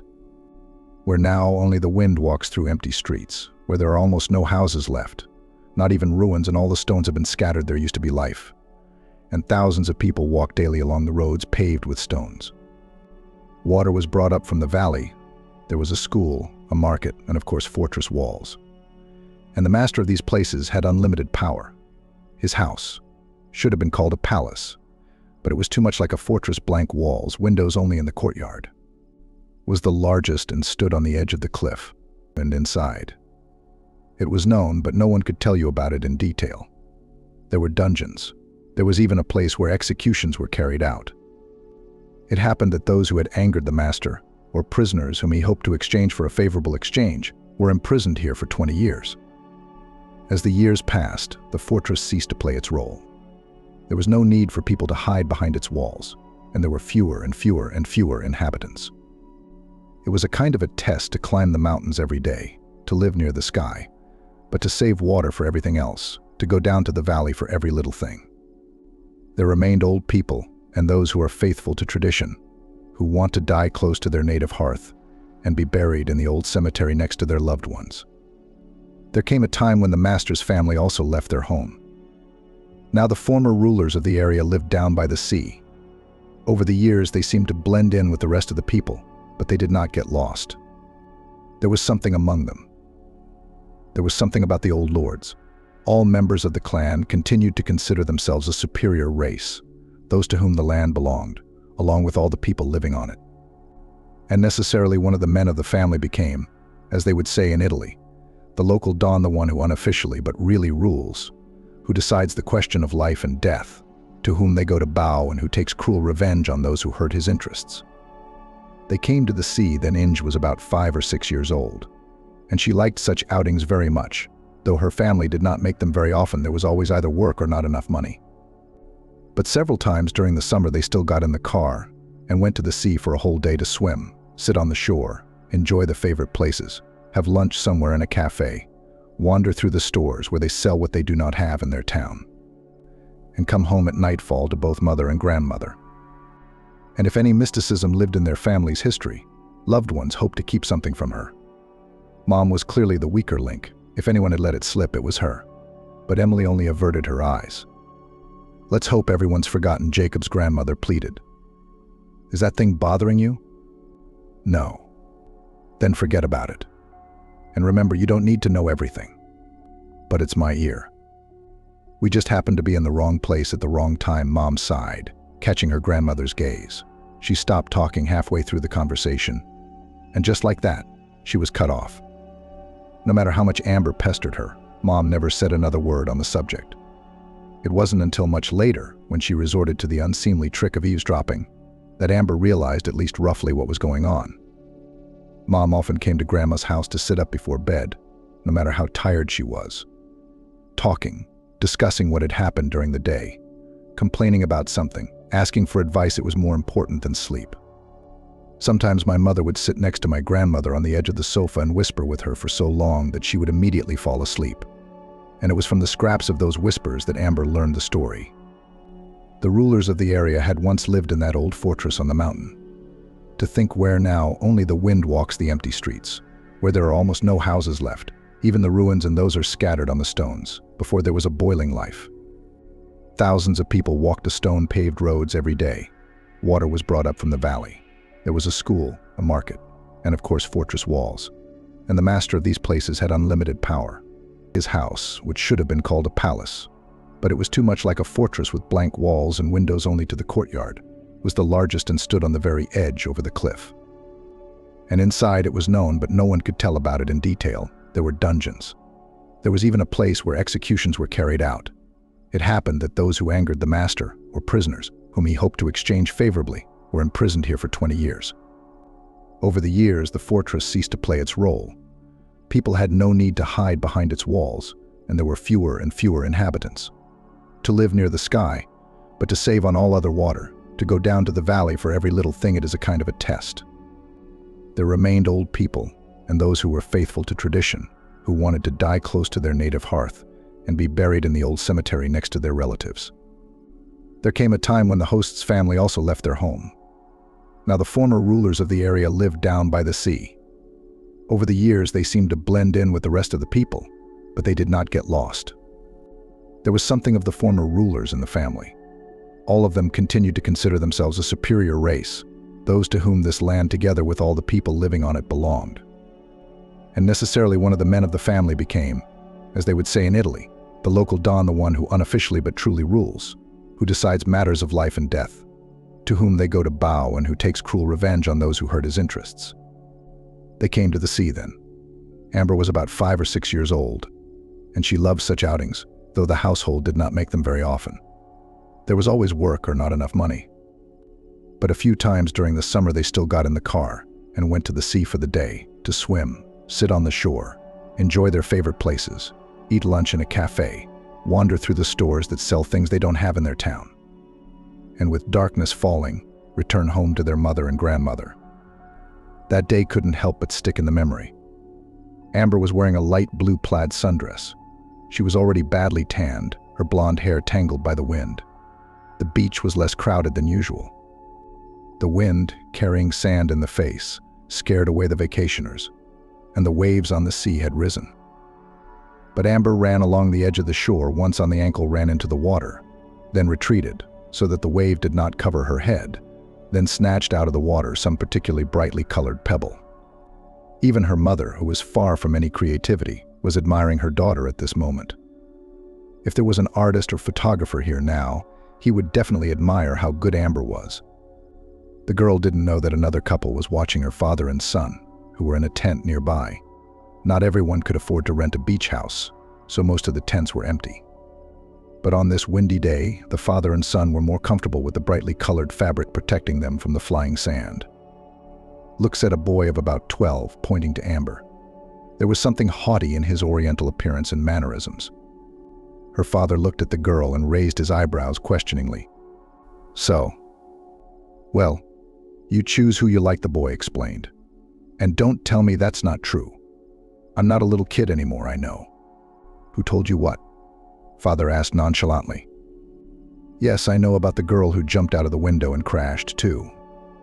Father stretched, put his hands behind his head and said, looking at the sea. Well, you see, our wishes don't always end well. But that's for you. It's different for me, the boy objected. The father grinned. Son Emir was the only person who could speak to him like that. No, he hadn't been brought up in the Oriental way, where a child is allowed to do anything until a certain age. Emir knew his turns, knew how to behave properly if he had to. And yet he had no fear of his father, and deep down he was sure that he would go much further than him. Every now and then it would come out. Did you like her that much? I don't think she was pretty, Emir asked. How much do you understand? There was no embarrassment in his father's voice. He was just uncomfortable with the story. Well, you chose that one, and I choose this one. I like her. What are you going to do with her? Nothing for now. Let her live. When she's old enough, I'll take her back to our place. You're like a Turk. They used to kidnap their brides. My father's tone was mocking, but there was genuine warmth in it. I think it was more slaves, the boy said, surprised. Amber had been running up and down the beach, and now she wanted to swim. She was already pretty good in the water, but since her father wasn't with them, her grandmother made her wear a child's inflatable vest that fastened in the front with a drawstring. Amber ran to beg for permission to swim and was animatedly telling her grandmother something, gesticulating. Paul, his father, called to the gray-haired man who always accompanied them. He immediately bent down to his master. Do you know who they are? From their appearance, it seems that if they have come, they have not come from far away. Yes, Herman Yefimovich. We'd like to secure the girl for the future, so to speak. Pavel didn't point directly at Amber, but made a certain movement with his eyes. I see your point. Emir smirked. He realized that he had allowed himself more than usual, had behaved even brazenly, and was quite sure that his father would refuse him. But he had chosen a good day, and his father was in a good mood. And in general, it doesn't hurt to check the boundaries of permissible from time to time. Grandma and Mom were shocked when Paul and the makeup girls from the beauty parlor showed up at their house in the evening. Chewing gum in her mouth, one of them pierced Amber's ear and stuck an earring in it. The maiden, however, was apparently not evil. She chatted with the girl and said that they bring 2-year-olds to her, and in general there is nothing to talk about. 1, 2 and done. That earring is very pretty. It's a stone. Ruby, the stone of love. And it has a tiny little seal on it that you can see if you look closely. The family tried to be indignant at first, to say that it was out of the question, but Paul repeated twice something that frightened everyone, and hinted that misunderstandings with this man could end badly. After all, taking Amber away now is the easy part, and there's little the police can do to help to everyone. The girl will just go missing. It happens, and trying to hide or take her away isn't an option either. If you get the urge, they'll get you from under the ground. Don't cry.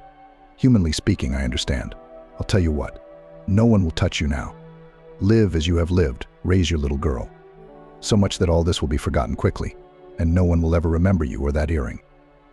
But for some reason they put it on try not to cry. Mom, who was scared out of her wits, wiped away her tears with the palm of her hand. Paul shrugged. Well, what can you do when you're talking about a child? A ring or a bracelet? The baby is growing, the jewelry will quickly become tight. She'll lose the tip. An earring is a reliable thing. Did the slave owners think so too? Grandma put it in. Her voice was creaky for some reason. Stepfather Paul looked at her carefully. Well, you got it right.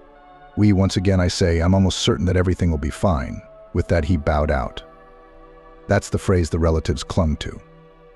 If you sit quietly, do not try to fight, argue. If you do not get on the road, and look, it will pass. And it was hard to imagine a quieter life than the family led in the following years. Their town is small, less than 30,000 people live here, and it's 24 kilometers from the sea, so even in the summer there is no such pandemonium as on the coast. Mostly those who are interested in history come here. After all, on the maps of this place appeared in the 16th century. And there are plenty of real antiquities here. Caves along the lawn, in the mountains and rocks, where the first settlers huddled so densely that in some places the slopes of the mountains resemble honeycombs. But if you don't go where the tourists take you, the town is quiet and sleepy. Narrow streets, blank stone fences. That's the fence Amber grew up behind. And then when she reached out to people herself, when she started working at the museum, the terrible incident was somehow forgotten and erased from her memory. It's been too many years. It's definitely forgotten now. Amber and her red mark. Her mother secretly followed the fate of the owner, knew that he lived abroad for several years. And when his father came back, his son was still out there somewhere. Yes, he studied in Europe. Mother knew that the master's distant ancestors had once owned a fortress, and now he had built himself a house, before which the old fortress was only a pale reflection, a real castle on the seashore. And grandmother used to say that he sits there, God forgive him, like a spider to which the threads of everything dark, gloomy, illegal in their land are drawn. And the guy eventually came back. Why? Why wasn't he in Europe? His father had decided to gradually bring him up to speed, to hand over the reins of power. I just hoped Amber never met him. Amber would take the guests in her old car. Usually the less discerning ones would agree, and she'd drive them around the sites. Or her clients did not agree to drive anything but their own foreign cars. And then in the agreed place sat in their car, and then already took on the role of a guide. Today's job was a little more unusual than before. She had to pick up these guys right at the station. They'd arrived in a matter of days. Sports competitions, a tight schedule, and they wished for such a program. They'd get off the train and go on a tour. And then it's back to the hotel. What's Amber's main concern? That the group was small. As always, she never took more than 4 or 5 people, usually less. And the money had already been transferred to her card. So she stood on the platform and watched the cars slowly pass by. She recognized her clients at once, 3 young guys. One look at them and immediately diagnosed them as basketball players, and an older man with them. Even his whiskers are graying. The guys must have been inspired by the fact that their guide was such a young girl. But Amber, with a restrained smile, responded to the jokes at the attempted flirting, and then she got everyone in the car so that the oldest in the group was next to her in the front seat. The part of the road ahead was boring, through the steppe. Sometimes cab drivers ask passengers to talk to me, or I'm afraid I'll doze off at the wheel. But Amber was in no danger of that. After all, there were the steppe yaks and their battles, their chiefs, their mounds. Even here she managed to tell fascinating stories, poured the bird, and listened that tourists almost sighed with regret when the sea showed in the distance. After all, that meant the end of the story. She spoke to herself, looking in the mirror at the man sitting next to her. He reminded her of an elephant. Maybe it's called a Roman profile. But it seemed to Amber that his forehead went so smoothly, without curves, into his nose that it looked like a short elephant trunk. Amber thought back to last winter.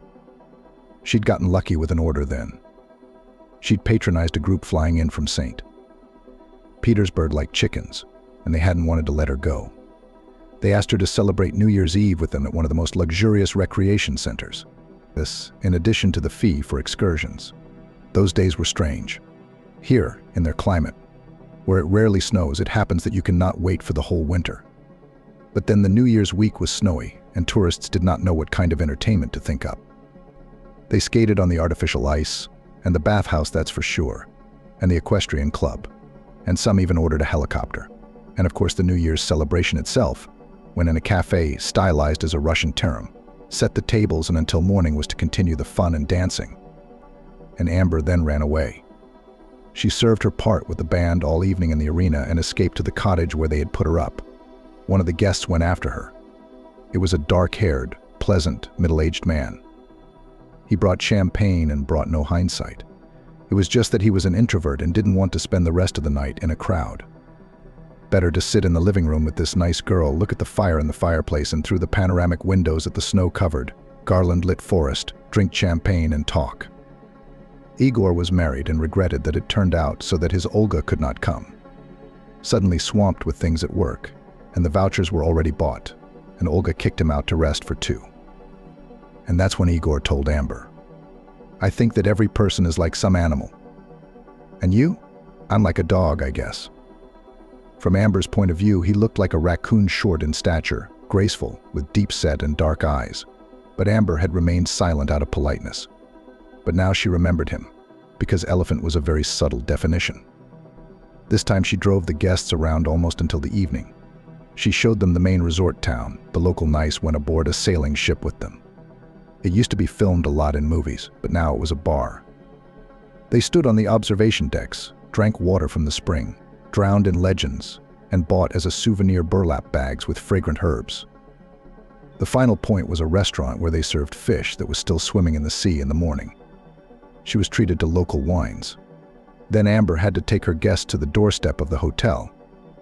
She didn't drink much wine, but the guys got pretty drunk. They felt like they were friends forever. And they asked Emily to come cheer them on at the competition tomorrow. "Can I ask you a favor?" the older man asked. Amber recognized him. His name was Jason, and he wasn't a coach or some kind of chaperone, just a friend of one of the boys' fathers, and he'd come along for the ride. She raised her eyebrows at him now, smiling welcomingly, but she really didn't like these unexpected requests. There was no telling what would pop into her head. "Amber, don't you take me to the fortress?" Kyle interrupted, and after the 3rd drink he decided to switch to you with her. "No, I can't go to the fortress." "Why not?" Kyle's voice trailed off. You had to listen to him to make out the words. "Grandmother won't let me go." Kyle looked at her in amazement. "It's dangerous. Caves crumbling. Underground mazes. She won't let me in." "Well, what do you want?" Amber explained. Like her, Jason hadn't had much to drink that night. "There's a Gregory Evans living here. He's the landlord." Jason began slowly, "and they say he's built himself a castle that would make an English queen jealous. I'd like to take a closer look at it. I understand about private property and all that. But will you take me to a place where I can get a good view of the castle? I know it's over the top, but I'll pay." Amber stopped the car where few people would.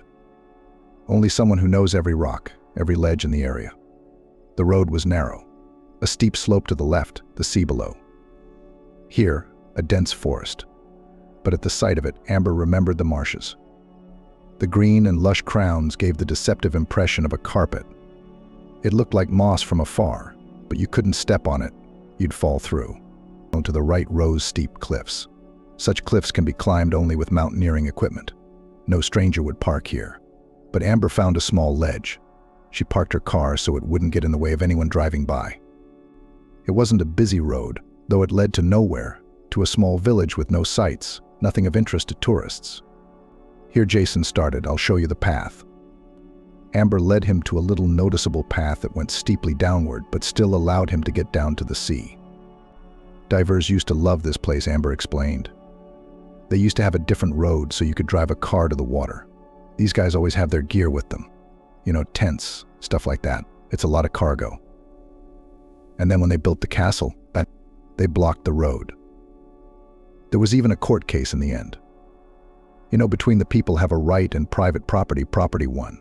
Some people tried to give a damn. Mostly not the people who live here, but the people who come here every year to snorkel. The water here is clear, and it feels like you're not swimming, but floating in the blue sky like an angel, while someone tried to ride like they used to. True, they chose a time when it was usually quiet early morning, late evening. They hoped no one would notice them. But people invariably stood on the road, guards, you wouldn't believe it, with real weapons, automatic rifles or something like that. All kinds of camouflage on their chests. So we realized it was serious, so we stopped trying. There's still this trail, it's off to the side. It was laid by the most stubborn. There's a forest almost all the way to the sea. You can go down and snorkel. It's a little awkward to climb back, but you can see the castle from there. Jason stared at her for a few seconds. Amber couldn't tell at once what she saw in that look of gratitude, but it was clearly something else. "Thank you, Amber." Anything further, he held out the money to her, but the girl only took one of the bills out of his hand. She was always honest about her work and didn't take tips. "How will you get out of here?" "Hitchhike." "There's a hitchhiker every half hour or an hour or less," Jason shrugged. It was a small thing to him. "Let me wait for you. My mom says the owner's so reclusive because the 90s aren't over for him." "No, girl," Jason said softly. "It all started earlier, much earlier, and thank you for the offer. But I'd like to be alone, and thank you also for the fact that without you, I wouldn't have found this path." He nodded his goodbye and started down the path, recognizing it for what it was. In some places, he had to hold on to tree roots to keep his balance. Sometimes the path was blocked by ravines, into which one had to descend and then climb down their slippery clay slopes. Really, you had to love diving to come here. Besides, whatever Jason was up to, it wouldn't be worth the delay. It was getting dark soon, and darkness in the south fell quickly, almost in an instant. It must have been about 20 minutes when the shore came into view. The forest had receded, and he saw a narrow strip of large pebbles. He also saw the castle. It rose up on his right hand and seemed to rise out of the sea, though it was built on a low cliff. It was built of stone of gray, but of such a dark shade that now in the evening light the castle seemed black. Some historian, architect, or art critic would have been tempted to argue that the castle was built in accordance with the traditions of the people who had lived here for centuries. It had nothing in common with Gothic and with those castles and palaces that could not protect their owners from enemies but were works of art in themselves. No, the man who built such a thing thought first of all of his own safety. Blank walls, windows as narrow as loopholes, gates as tall as 3 men. How much evil had to be done to be so afraid of retribution? And Jason remembered the morning Emily had disappeared. He sat at his computer early. He worked best in the morning hours.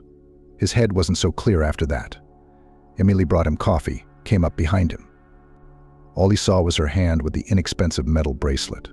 She was placing a steaming cup in front of him. Then he felt the touch of her lips on his hair. Emily kissed him lightly.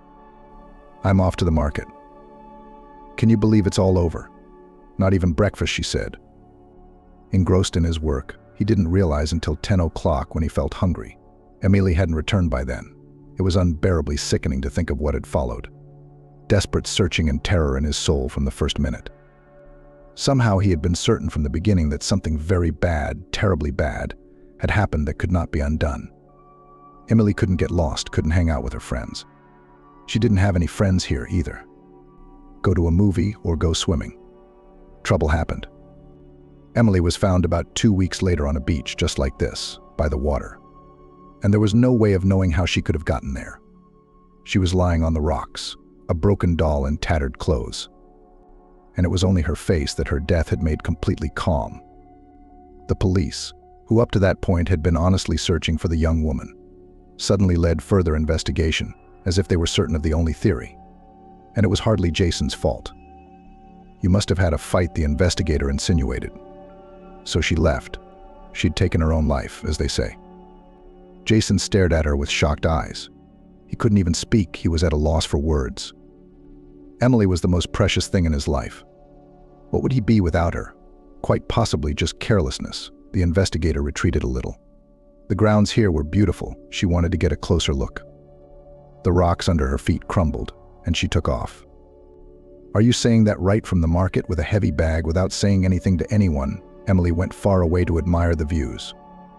"And that's not bullshit to you?" The investigator shrugged. "Well, it's not like a woman can think of anything."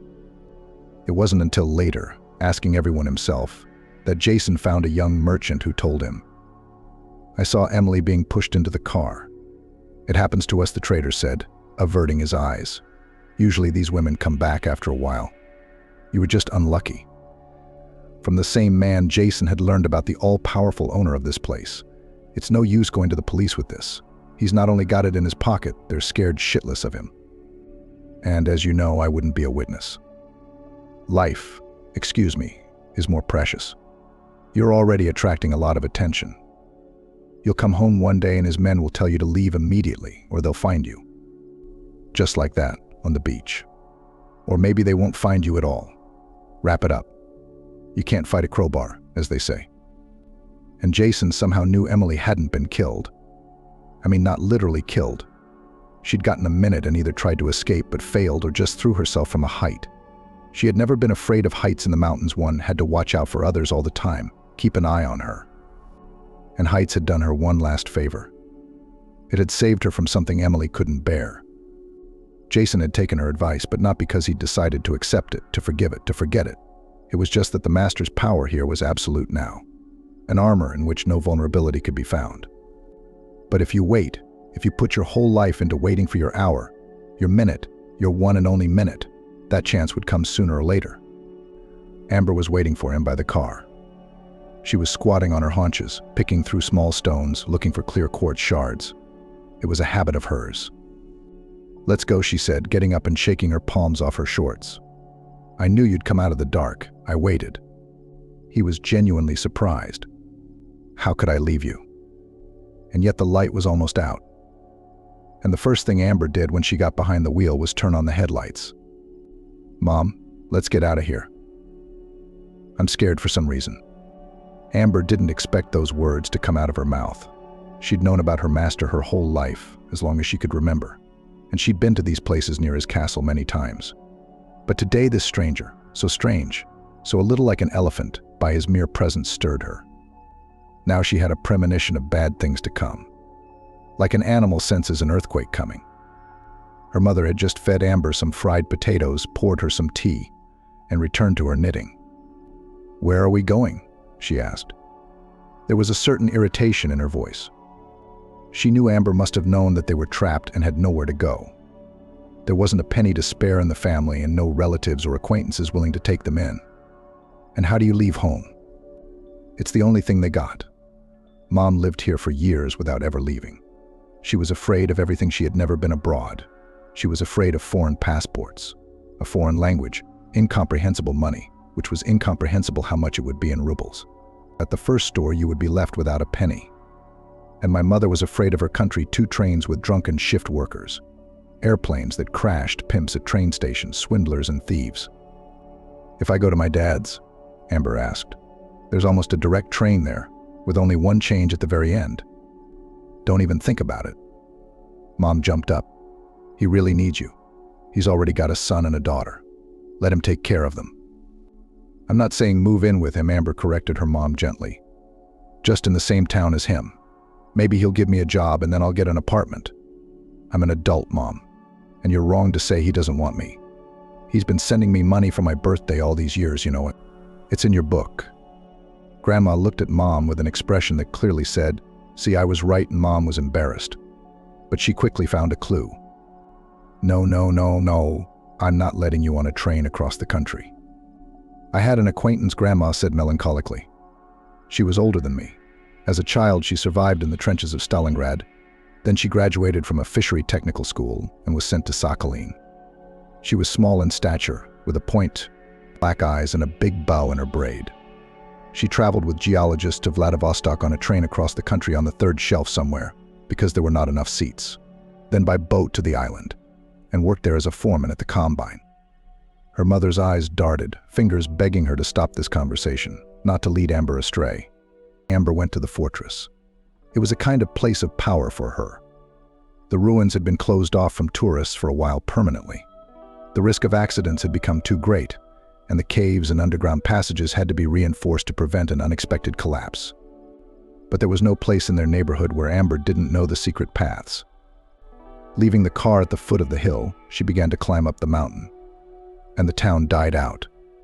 Here and there remnants of towers, crooked streets half erased by time, a cemetery. Caves, roofed in the rocks, long ago deserted dwellings, debris, stones, dust and ashes, where the eye finds no joy. 2 or 3 families, like shadows, wander among the bare walls, but barracks for them are native hearths and the temple of their fathers.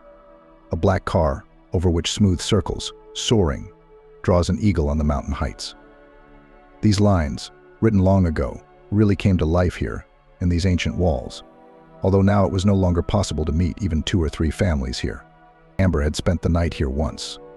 Of course, withheld from her loved ones, not on a bet, and not with a young man. It was just that since childhood she had felt her belonging to this ancient fortress, her kinship with those who lived here. It was well known about her host's ancestors that they owned the very house of which only ruins remained. But Amber knew from somewhere that her great-grandparents had come from this area. Maybe one of them had been a potter or a small merchant who went down to town every day, set up shop. Or maybe there isn't even dust left of their house now. But their souls, they were still here.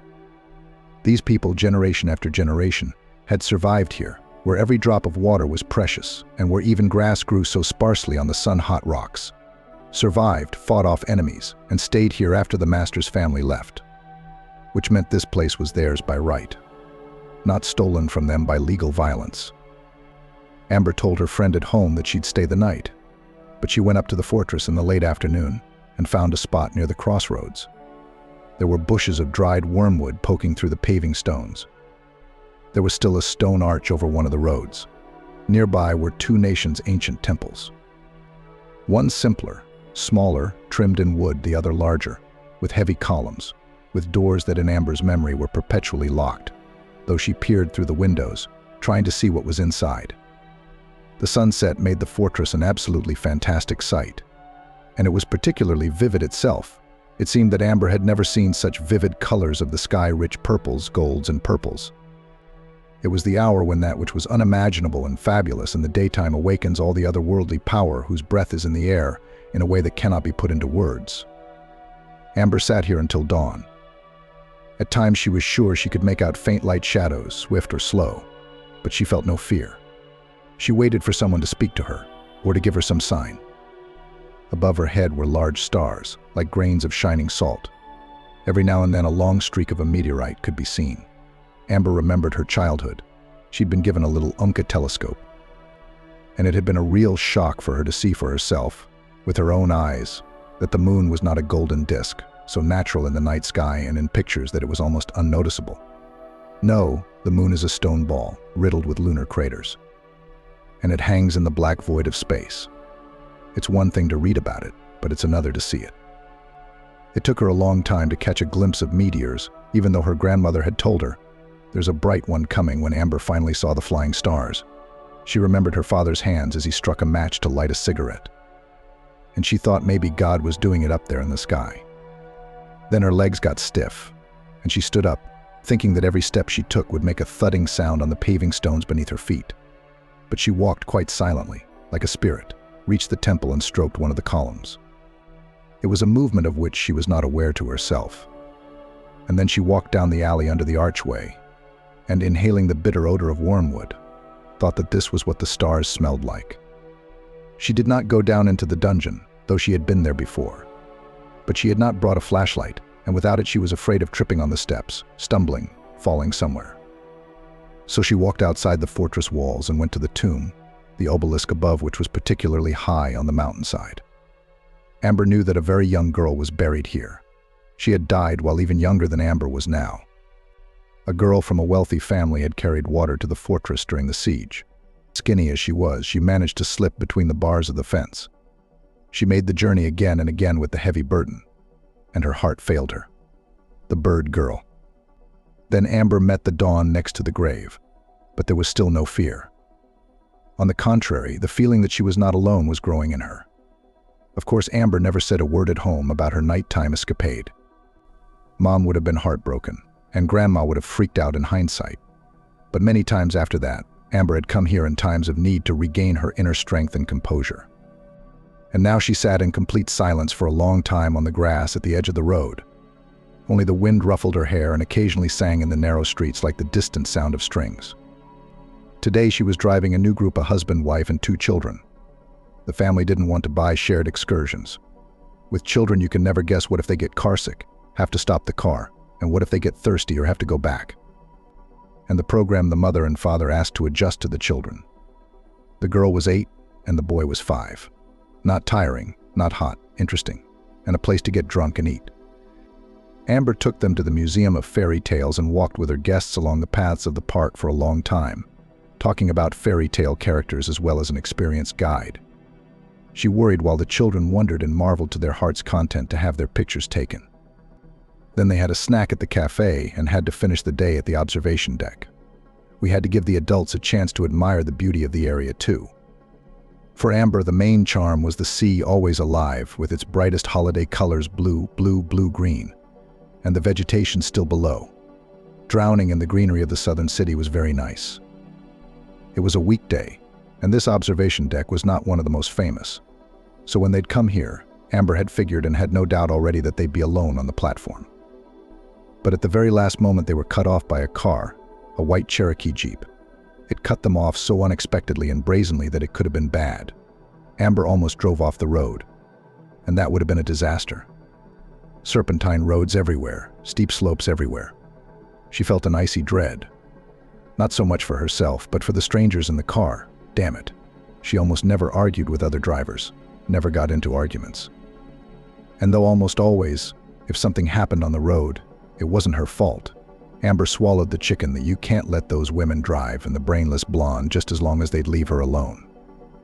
But now, when she saw that the Jeep had stopped near the same lot where they were headed, Amber couldn't help herself. She slammed the door and strode toward the black car, taking the distance between them in 4 strides. "Are you crazy?" She lashed out at the guy who stepped on the ground. "Do you realize you almost got us all killed?" And she faltered. Because this Ambo looked at her without the slightest sense of guilt, with such a slight smirk, as if not a person, but a bug he got on the road, which he was about to crush with his foot. And then she recognized him. His portrait was not published in the newspapers, but she often found references to him and his photographs on the internet. Too often the owner's son was involved in all sorts of stories.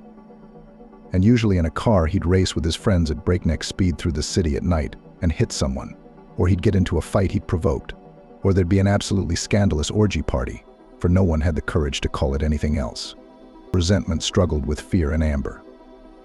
Especially as it turned out, Emir wasn't traveling alone in the car. He never rode alone, and 2 of his friends of the same age and perhaps even stronger build were now standing beside him, grinning just as unkindly. Amber remembered the earring. She wanted to see if it covered her hair, but didn't dare. She could only hope that the curly blonde strands hid her earlobes, but it was a futile hope. "I remember you," Emir said, ignoring Amber's anger, ignoring her mood. "Were you the one slapping bare heels on the beach back then? You couldn't forget me either. You're still wearing my sign." He looked at her like a landlord coming home to check on his possessions. "You were such a little girl then. I thought you'd never grow up to be anything good. But you turned out to be pretty good." The tourists started getting out of the car. Amber should have gone with them, but she stood stiffly as the owner's son walked around her, looking at her from every angle. Looking at her from every angle. "Where do you live? What do you care? What do you really care? Because you're coming with us now." "I'm not." "Who's going to ask you?" The smirk got even wider. Amber knew it was useless to yell. There was no one around to stand up for her but the father of the family. Still, as she was dragged to the car, she cast desperate glances at the family. Unless these people were afraid, if they could tell. You didn't see anything. One of the customers approached them, after the Jeep door had already slammed shut and swallowed Amber. "Is that clear? But how are we going to get out of here? We don't even know where we are." The man didn't dare say anything, the woman decided. And his voice wasn't shaking. "Shuttle you'll catch." With these words, the guy got into the car and the Jeep sped off so sharply that it almost drove over the tourists' legs. They barely had time to bounce, and a few more minutes coughing, because such a dust rose.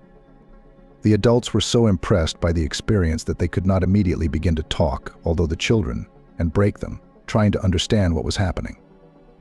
It was late in the evening when Amber's mother came to the hotel where the family was staying. She was distraught and found her daughter's notebook, where Amber had written down the schedule of her excursions and the phone numbers of her clients. Only she, this crying woman, not the police, had dared to tell the husband and wife what had happened on the observation deck. But they didn't remember the license plate number, saying they were in shock. They didn't care. And they stood firm on that. They couldn't give us a good description of the guy. A big guy in a black t-shirt with some friends with him. And then they watched through the window as the small figure of a woman, covering her face with her hands, went away. into the night. "Just don't throw me into a thorn bush," the phrase popped into Amber's head, and it somehow became the only thing she could cling to like a lifeline. They'd been driving for about 10 minutes now. Amber was sandwiched in the back seat between two thugs. She tried to ignore their dirty jokes. She was the only one who needed to scratch out a ghostly chance at salvation. "Are you taking me to the castle?" Amber asked briefly, still ignoring Emir's friends. "Why? Have you wanted to go there for a long time?" "Really? Not only a tour guide, but also a call girl. I haven't seen all the clients' houses yet." "You haven't?" "That's true. You guys don't let anyone in. You're like spiders in a web. But there's always a way out." "And what is your way out?" "I assure you, the gate is like a door to a safe. A flea can't get through. You won't escape, will you?" "There is a way out. I've already escaped through your father's window. I'm not afraid of death. Don't think about chewing through the bars with your teeth." He nodded at her wrist. Something had changed, almost imperceptibly, but Amber felt it. "Aren't you afraid of anything?" Emir asked. The iron confidence and mockery were gone from his voice. "Why, nothing." Amber spoke in a deliberately harsh tone that she had never spoken before in her life. "I'm afraid of the fortress. They say there are ghosts there in droves. They step on each other's toes. I had a friend stay there for a night on a dare and she nearly went mad. I'm not afraid of that lock thing you've got going on." "Yeah, that's a good idea." One of the guys came to life. "It's under reconstruction. None of the people are there. Let's stick her in one of those holes. She'll sit there for a day or two and then we'll take her back. It'll be silk. It's better than if that rabid thing starts gnawing on her own veins. Or your throat." Emir thought for a minute, and then became lively. "Come on, let's do it." He had a premonition of unusual entertainment. There was almost nothing left unavailable to him in this world. He was already satiated. But to shake the family history, for his ancestors had put their enemies, or perhaps captives, in those dreadful caves. It was tempting to do as they did. This fool won't run away. Even if there is a small window in such a cave, it is very narrow. You can't fit through it. And if you turn around, you'll find yourself under a cliff. Then all you can do is throw yourself down, just to be sure. And if that crazy woman throws herself down, no one will ever think anything of Emir. It's not the same old story with Dad. The owner could do almost anything, but it took a lot of money to cover up that old story. And here's a careless girl climbing a mountain and getting killed. It's her own fault. But Emir had no doubt the girl would never get out of those underground passages. Jason bought a hunting rifle, according to all the rules, having collected the documents and having a hunting ticket. But it was not worth looking for it afterward in the company of those who wanted to shoot a bird or kill a boar. Afterward, he laundered the trophies. Sharing tales, Jason retreated into the woods. Loneliness had long been his shadow, his second self, and he'd come back without any booty. He had another goal in mind, to preserve his sniper skills and that inner focus that would so easily be lost in the shooting range. Jason needed that inner determination and willingness to pass the point of no return as much as he needed a steady and accurate hand. He would go far away where no other hunters could get to him and where no one could hear the sound of the shot. Jason would only shoot at a target until he felt he was ready for anything that might come out of his scheme. All these years he'd spent money on himself more than sparingly, royalties set aside. And by the time it was decided it was time, he had enough saved up to buy a black market sniper rifle. If Amber's mother kept an eye on her master's life, not for any particular purpose, more out of caution, she sighed in relief when she heard he was leaving the country. Jason, on the other hand, knew exactly what he was waiting for. Even the strongest enemy has a moment of weakness, a moment when he opens up. He had to wait patiently for that moment, not to miss it. When Amber led him to the closest place to the castle, Jason realized once again that it was useless to look for luck here. The castle was too far away from people and too well protected. It wasn't worth trying to get to someone hidden behind its walls. There were other options to consider: access roads, places in the city where the owner occasionally visited. Jason knew he would wait patiently, that he would lay his life on it and wait. After all, what would happen to himself afterward was of no concern to him. He didn't think about the consequences, and frankly didn't care about them. But he realized how carefully he had to think over every step, so that his life's work would not remain unfinished. At the hotel, he took a room on the second floor with a low-hanging balcony. It wasn't always easy for an outsider to get onto the front of the building, but it wouldn't be a problem for him to get out of here himself if the need arose. Jason didn't know how long he'd be here, so he paid for 2 weeks for now. He'd see how long it would take. He went to the market where Emily had gone on her last day. He needed to get in tune with her. From a common sense point of view, it was inexplicable. But the chance we get often defies all logic. Over the years, the market has become almost unrecognizable. New pavilions and signs have appeared. But this place was revived as early as it is now. Although most of the resort visitors were still asleep, traders were already laying out their goods on the stalls. There had once been merchants in the ancient fortress too, and they had come down every day to set up their shops. Jason remembered that there had been competition then, and he'd been quietly discouraged from taking cucumbers from Peter or apricots from Ahmed. He waters his garden with cesspool waste. Fertilizer, you'll want, he was told. But how could one pass by golden curd, velvety pure apricots, purple grapes, or cucumbers just plucked from the bed? It was impossible to think of anything else but the blissful satisfaction of hunger. Now the early customer was welcome, and the first saleswoman grabbed Jason with her chatter in her hands, which were already placing the clear yellow plums on the scales. But as he counted out the money, Jason froze, listening to the conversation of the women next door with their wares. That's how that girl got stolen and taken away in broad daylight. The mother's ready to go to the noose. Yeah, I know that family. The last thing I thought was that they'd be the ones to get into this kind of trouble. Always so quiet, always the first to say hello when they meet. That girl Amber is either 18 or 19 years old. And why her?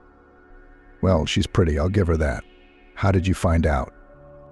The mother, it turns out, kept it a secret from everyone that her girl had a crush on this boy years ago. Now Amber hasn't come home, and the mother's looking for her, because the police are notoriously unreliable. People who saw it all happen, who saw her being dragged into the car, have come forward. But well, if there are witnesses, will the police let it go this time too? So what witnesses? They all got scared, quickly packed up and left. And now they'll have to find them. And the mothers will say it's all a fabrication, said the full-figured shopkeeper, shifting the apricots so carelessly that the soft sides of the apricots were pitted by her fingers. By God, I think I'm going mad. This is medieval. The master is the Lord. It's always been like that in my lifetime. And it will go on. My son has grown up there, said another. And what is your mother not afraid to tell now? Isn't it too late for her to realize it? What has she got to lose? The only hope now is that everybody will know about it. Maybe then that scum will be ashamed to go all the way. He'll let her go in the end. After he's played with her, he'll let her go. When did this happen? Jason asked, forgetting about the change the peddler was counting out for him. I found out yesterday, the full-figured woman said. That's the kind of thing we get. You come here like you're in paradise for a vacation, but not everything is so peaceful and quiet. Who can give me the address of this family? Jason asked. Please. Do you want to help one guest? Well, help. They've always lived poor, and Mom's sure going to need the money now. I don't know whether she's at home or in the hospital.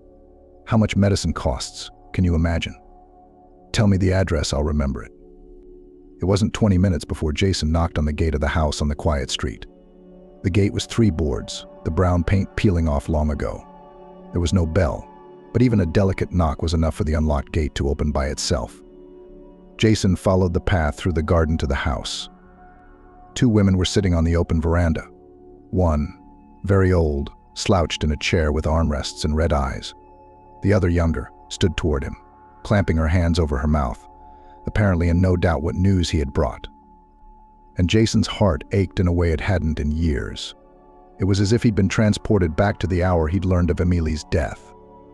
Jason raised his palms in a soothing gesture.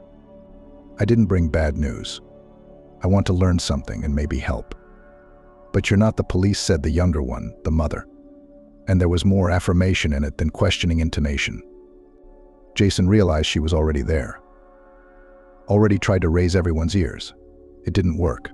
She'd been told something like, wait, a young girl's been out for 3 days, ran away, decided not to let you know. Now mother and grandmother were hitting this uncertainty like birds against glass. Their hearts were about to fail. I'm not the police, he said, and he could hear the change in his voice.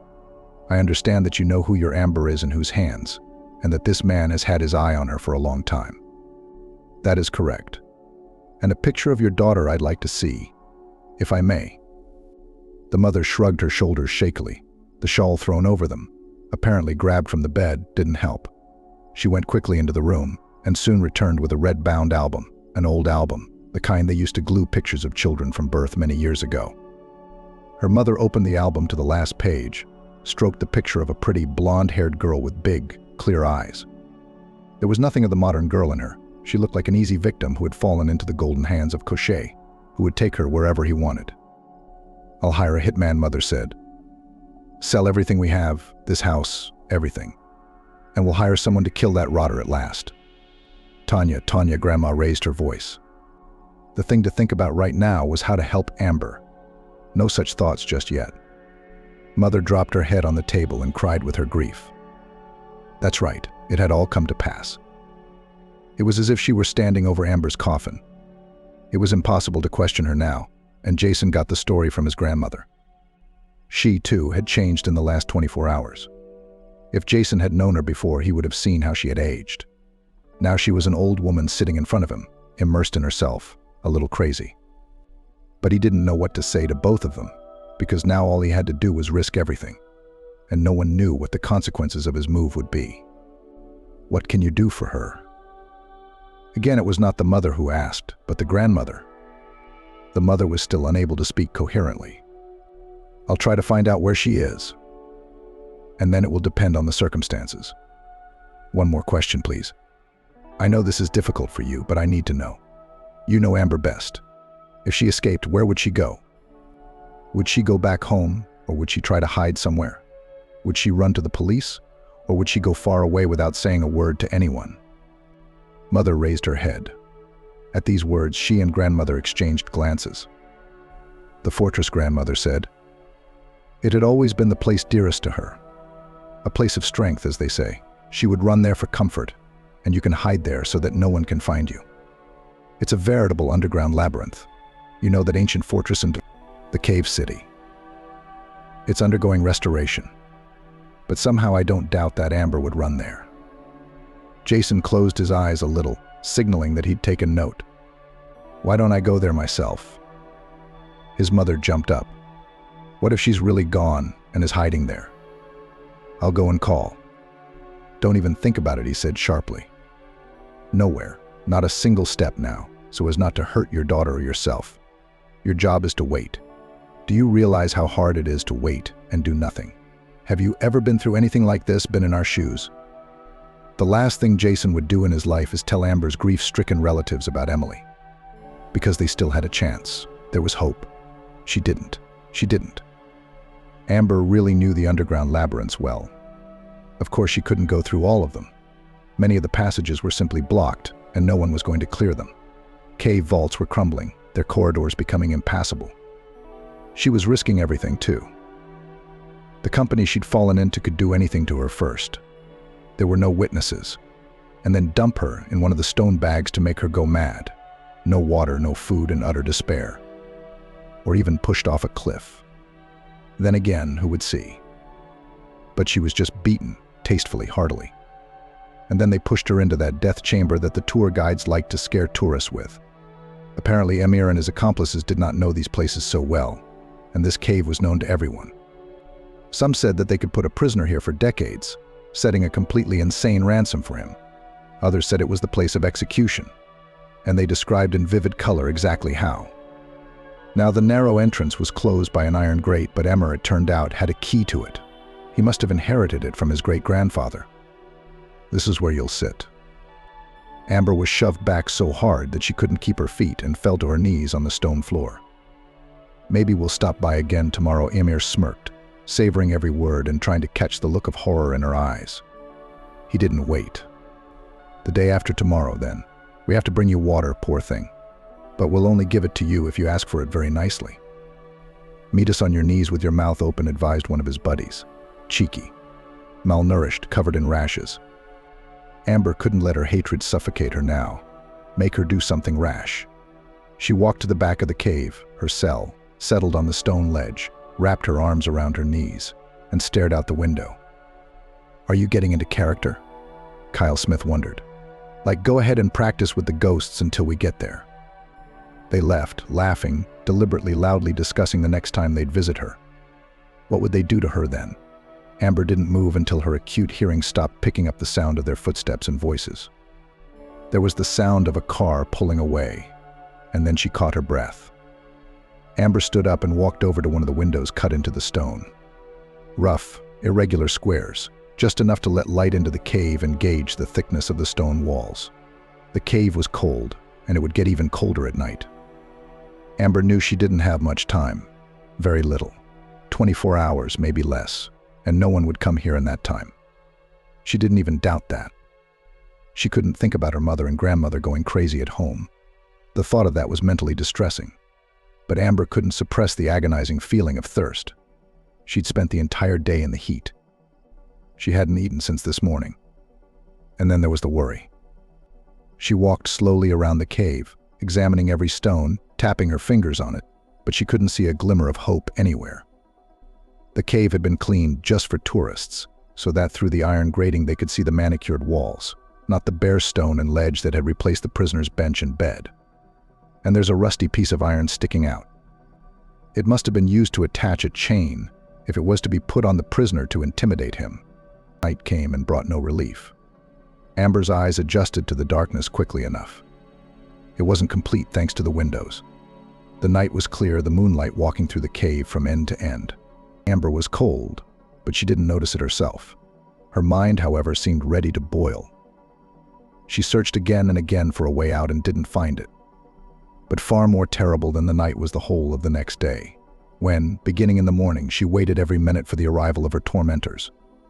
She wondered exactly what they had in mind and realized that she had nothing at all, to defend herself. Every sound made her freeze and hold her breath. But they didn't come. Maybe they thought they'd give her a hard time, make her more cooperative. Maybe Kyle was just distracted by other things. By the evening of the second day, the thirst was almost unbearable. Amber thought seriously about the possibility that maybe some moisture would show up on the stone walls at night from the temperature difference and could be licked off with her tongue. There was no way to open the iron grate on the door, no way to dig under it. There was no earth here at all, just rock. The only thing Amber tried was to squeeze through the window. She almost succeeded, but it was the very last step, a desperate move. The only way to get out the window and plummet into the abyss was if there was no other way out and death was preferable. This is my fortress, my place, Amber thought, pressing her forehead against the cold stone. Why the hell can't I do this? Is it really hopeless and these walls won't do anything to help me? She navigated the stars pretty well and fell asleep probably around midnight. But she didn't sleep long, about 2 hours. She woke up when it was starting to get light. It was nearing dawn. But the windows of the cave faced north, and it was still dark, though in the east the sky must have already turned blue.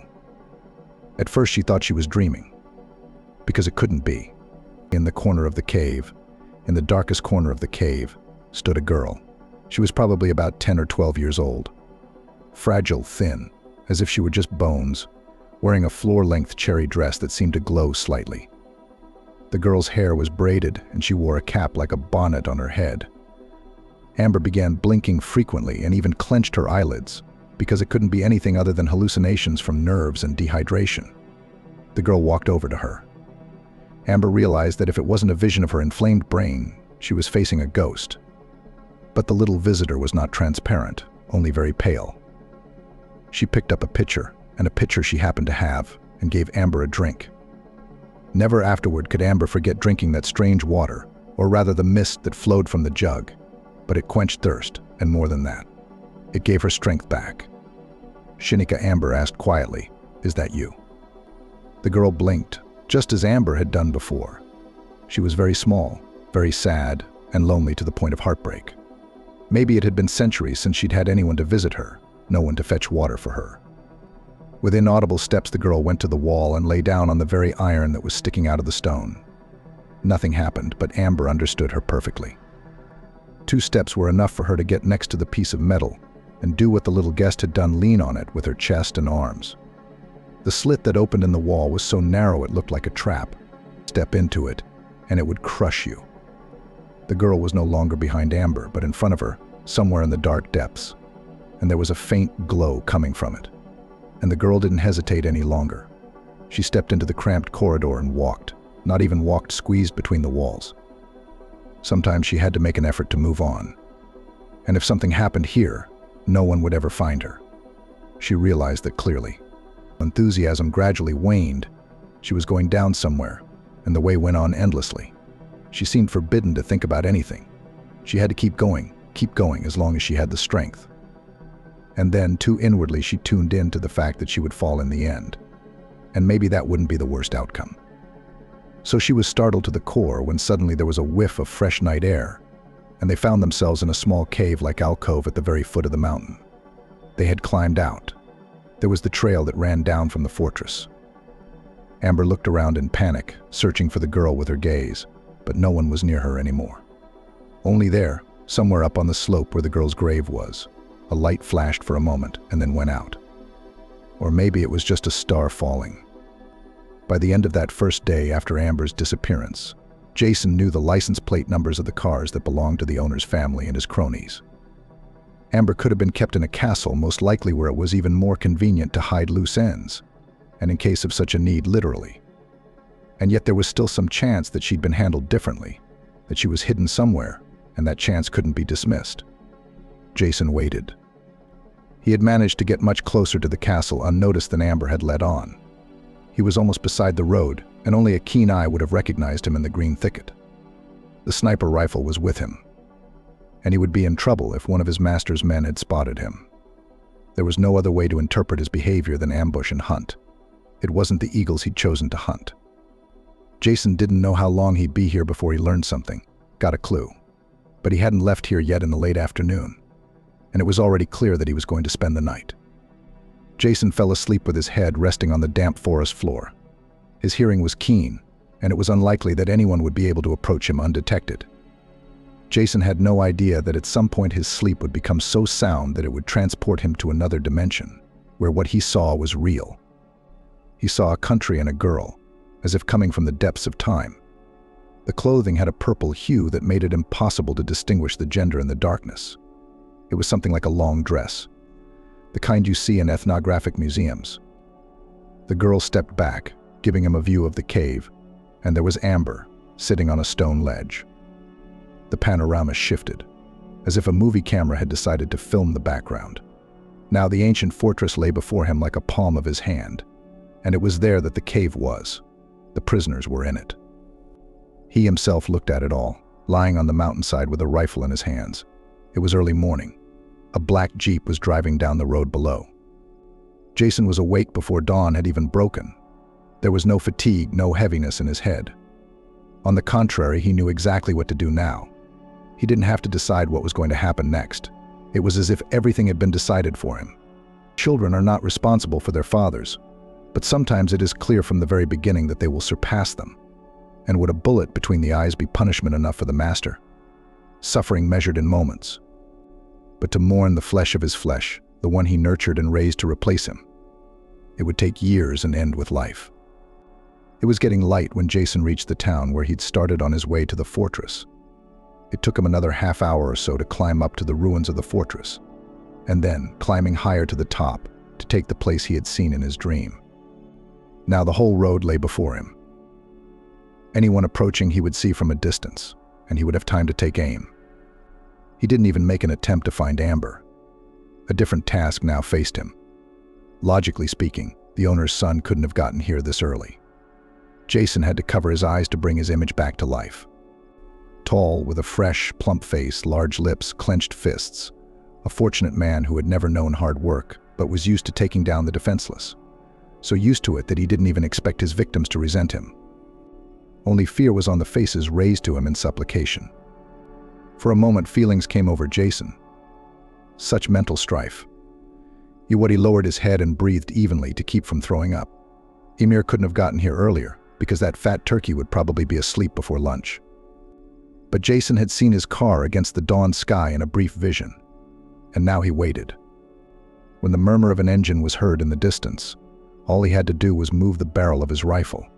He was no longer a man, he had become a fearless machine, and all the measurements, calculations were going on as if outside his consciousness.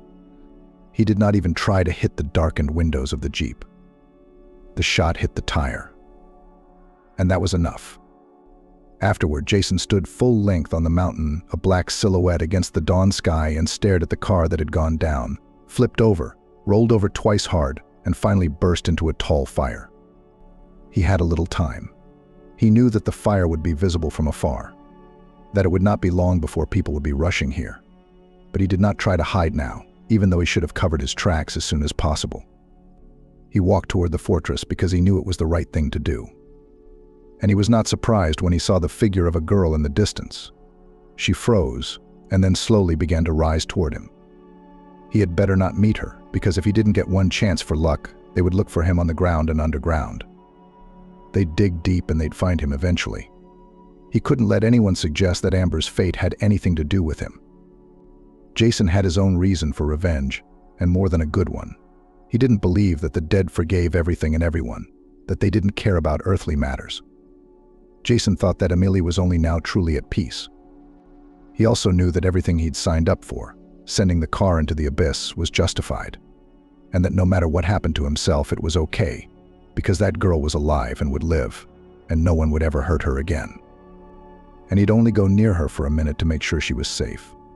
Amber was already standing 2 feet away from him, and yes, she was in one piece, but there was blood on her cheek and hair. Jason held out his hand as if asking, "What is it?" "He is, isn't he?" Amber asked, pointing at the chasm. The man nodded. Then she unclenched her palm, which held the ruby earring torn from her ear. Amber wanted to throw it into the chasm too, but the earring flew a few feet away and disappeared into the dry grass.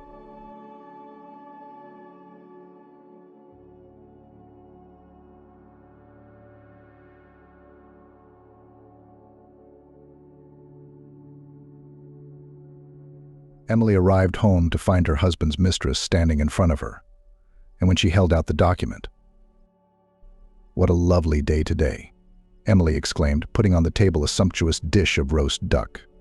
"I'm so glad we decided to have lunch with your brother today," Susan said, looking around the table and realizing that everything was in place.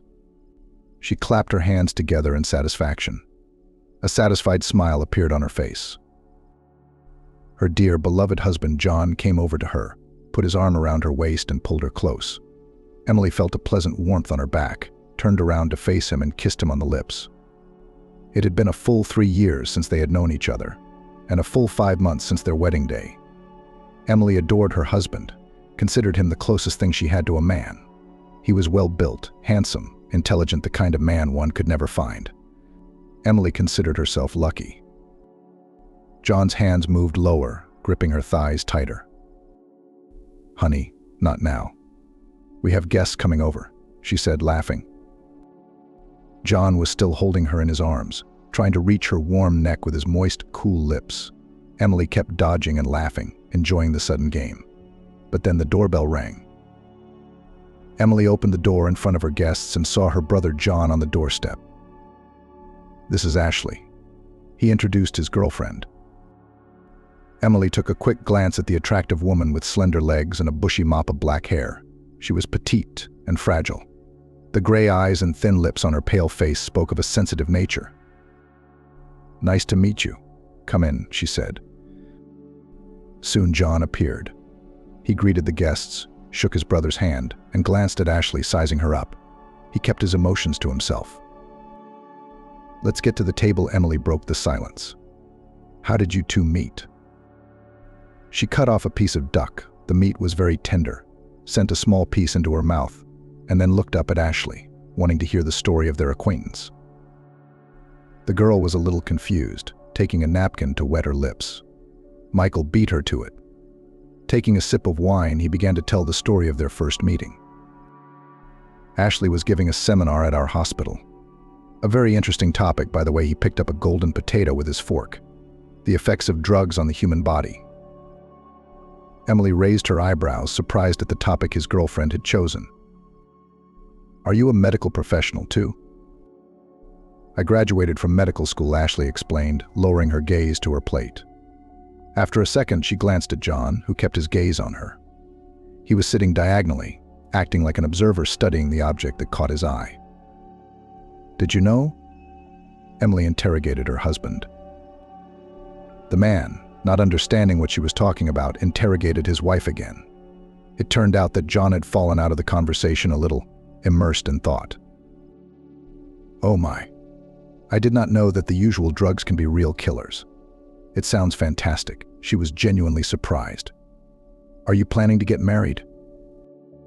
All you need to know. Michael replied cheerfully. Emily glanced over at Ashley. She replied that they were thinking about it. After a hearty dinner, it was time for hot tea and sweet dessert. Be careful. There's a risk of swallowing your tongue. Because this pie is so good, Emily said as she set a gorgeous strawberry pie with whipped cream on the table. Did you make it yourself? Michael wondered. I got it from the bakery around the corner, she joked. The audience supported her with laughter. Next week I'm going on a business trip to Germany, John's brother said. He explained that he was being sent on a training course, a long-time dream. There is nothing better than sharing experiences. His brother and his wife supported him. They congratulated Michael on this pleasant news. The dinner came to an end, and the guests, thanking for their hospitality, went home. But do you think they'll make it? Emily asked her husband John while putting the dishes in the dishwasher. He replied that they probably would, because they love each other, and you can see it on their faces. Emily finished cleaning up the kitchen, then wrapped her arms around John's neck and pressed herself against him. I missed you so much, she said, kissing him on the lips. He kissed her back. They snuggled into each other, wrapping each other in an embrace. They walked through the hallway, ending up in a dark room. The deeper they went into it, the more the darkness engulfed them, hiding their silhouettes from view. Deep breathing was heard, the rustle of clothing. Emily was cleaning the house one day, checking the dust and putting things in their places. In the background, the television was playing a program about traveling. Suddenly, it stopped abruptly.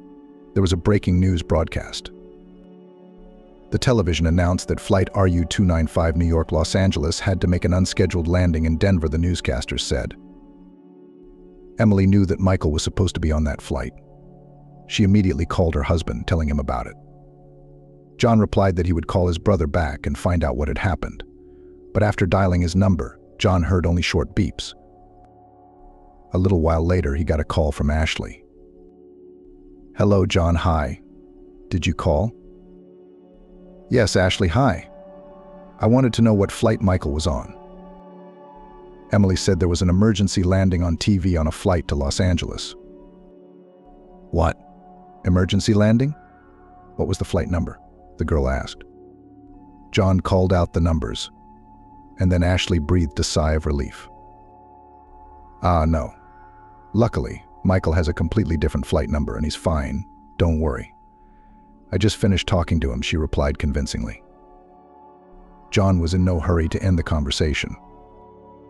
Was there anything else? Ashley asked. No, I think it's all clear now, John replied and reluctantly said goodbye. In the evening, he returned home as usual. Emily was waiting for him there. She was happy to see her beloved husband again, asked about his mood, sat down at the table, poured tea into mugs. But suddenly she felt sick. It had happened to her before, and she knew it would pass soon. The thing was that Emily suffered from anemia, which was not well treated. She took daily vitamins to keep her healthy, but it had little effect on her daily life, except now. Only her doctor had warned her that with such a condition, she was unlikely to be able to bear and deliver a child. It made Emily sad, and she often brought it up, fearing that perhaps John wanted children, but with her around, it was unlikely he would ever be able to realize it. Is everything all right? John asked, gently holding his wife under her elbow and around her waist. A little more, and Emily stopped feeling dizzy. We should see another doctor, John suggested. Emily carefully lowered herself onto the cushioned seat. How long have you been seeing him? There's no improvement, and I think it's the opposite, her husband said. Well, don't say that. Dr. Valerie's a very good specialist, Emily said, and started dinner. John decided not to argue with her, knowing that Emily herself was very careful about her health. After dinner, the couple went to bed. The next day after work, John left the office, headed to his car, walking. trying to find the keys in his pocket as he walked. By chance, he noticed a familiar figure to his right.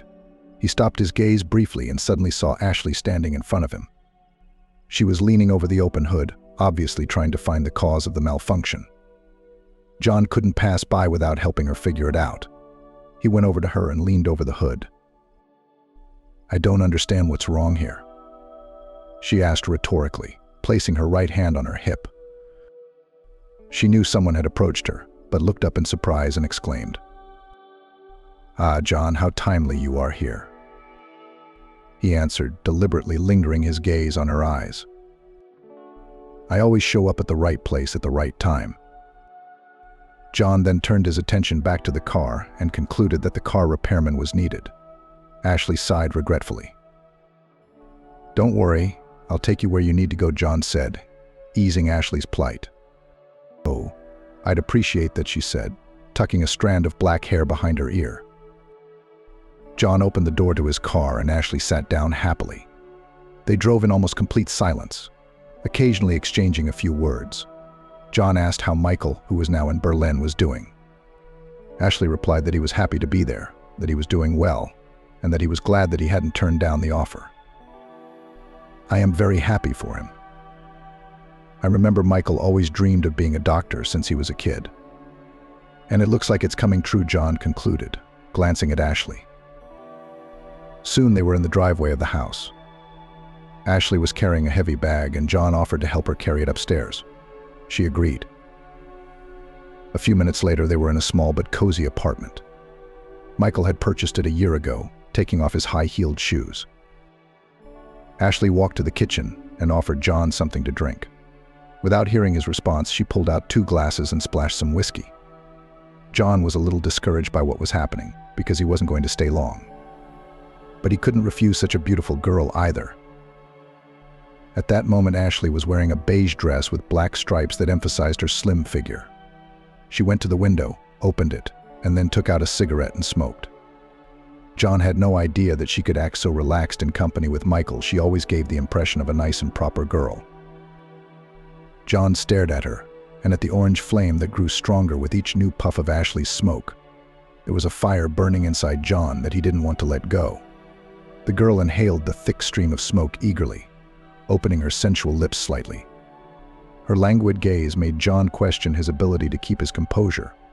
This attractive, delicate girl with white skin, graceful neck, beautiful shoulders, and hips seemed the epitome of defiance.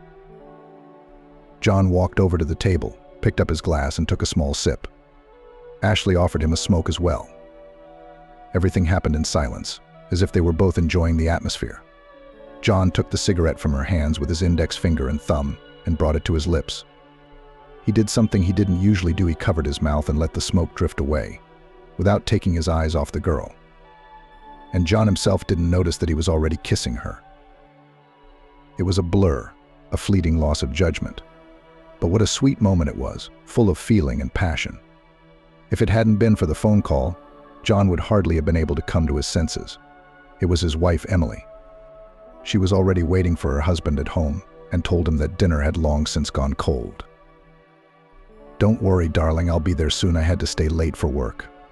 I've been so busy, I forgot to call you," John said, looking at Ashley. She lifted the corners of her lips slightly. John found her smile charming, and he smiled back. "I'm on my way." "Kisses," he said, and then he hung up the phone, still looking at Ashley, realizing that he didn't want to break up with her at all. But if he did, he wasn't doing right by his wife.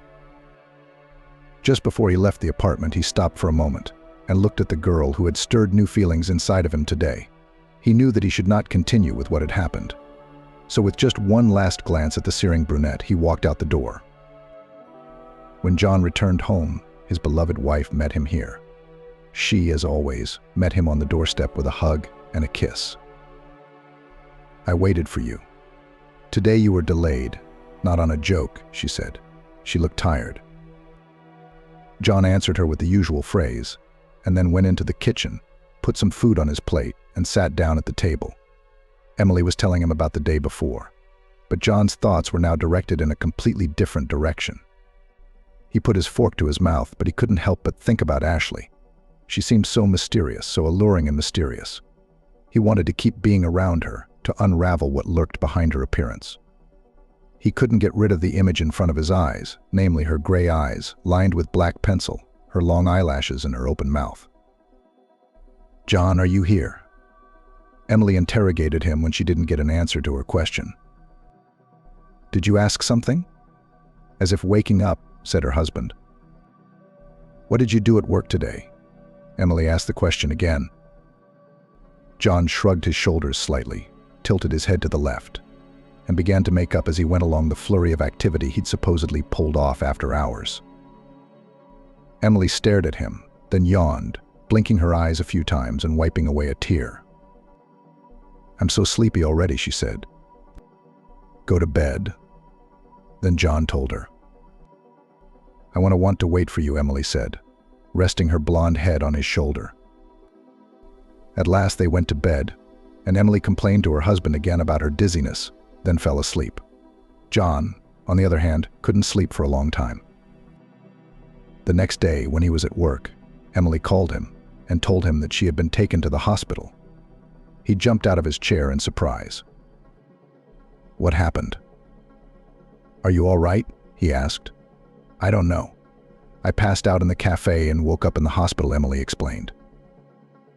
"Honey, I'm on my way right now," John said, and leaving all his work and ordering his secretary to write down everything important, he went straight to the hospital. That day, Emily decided to meet an old friend at a cafe.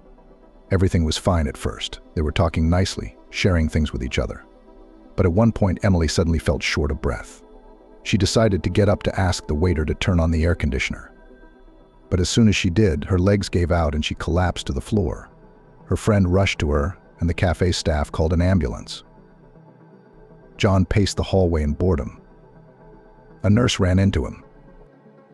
"Calm down, man," answered him a girl whose low voice did not match her fragile appearance. "Your wife is fine. Ward 5. Come in, please," the nurse said, pointing to the door with her right hand. John literally flew in. Emily was lying there, covered by a sheet. When John saw her, he rushed to her bedside, knelt down, and took her palm in his hands. "Emily, my sweet love, how glad I am that you are well. When you called me, I was so frightened," said the husband, covering his wife's palms with kisses, pressing against her chest, looking into her eyes. "It's all over now. My good man, everything is over," she said, and closed her eyes. Tears came to her eyes. "Why are you crying?" John asked her. "I lost the baby," Emily whispered. She squeezed her eyes shut even tighter, trying to hold back the tears, but she couldn't and burst into tears. "What are you talking about?" John said, not believing his ears. He soothed his wife, stroking her shoulders and back. 5 days later, Emily was discharged home. The doctor recommended regular vitamin intake as well as scheduled IVs to keep her healthy. He also asked for bed rest and no excessive stress on the body. Emily was a little upset about her condition and the fact that she had to lead a sedentary lifestyle. Despite this, she took regular walks in the park and tried to be outdoors more. Sometimes, when John had a free moment, he would join her. Together, they strolled leisurely along the narrow paths, admiring the perfect lawn and the view of the waterfront. Suddenly, John happened to see Ashley on his left. He was very happy to see her, but had to restrain himself in his wife's presence so as not to give himself away. He motioned for Emily to take a seat on the bench. The wife felt devastated. She realized that she needed to draw a resource from somewhere, to take strength to continue living life to the fullest. But the memory of the loss of her child each time brought her down into an abyss of sadness and melancholy. She understood that she had to be in the mood, she had to please her husband, but she just didn't have the strength to do it, and she didn't know where to get it from. Silently, she stared at her feet in her blue shoes, occasionally shifting her blank stare to passers-by. Meanwhile, John glanced discreetly to her left. There, behind a large tree trunk, she could be seen. Ashley was talking to a young man John didn't know. They were talking and laughing about something.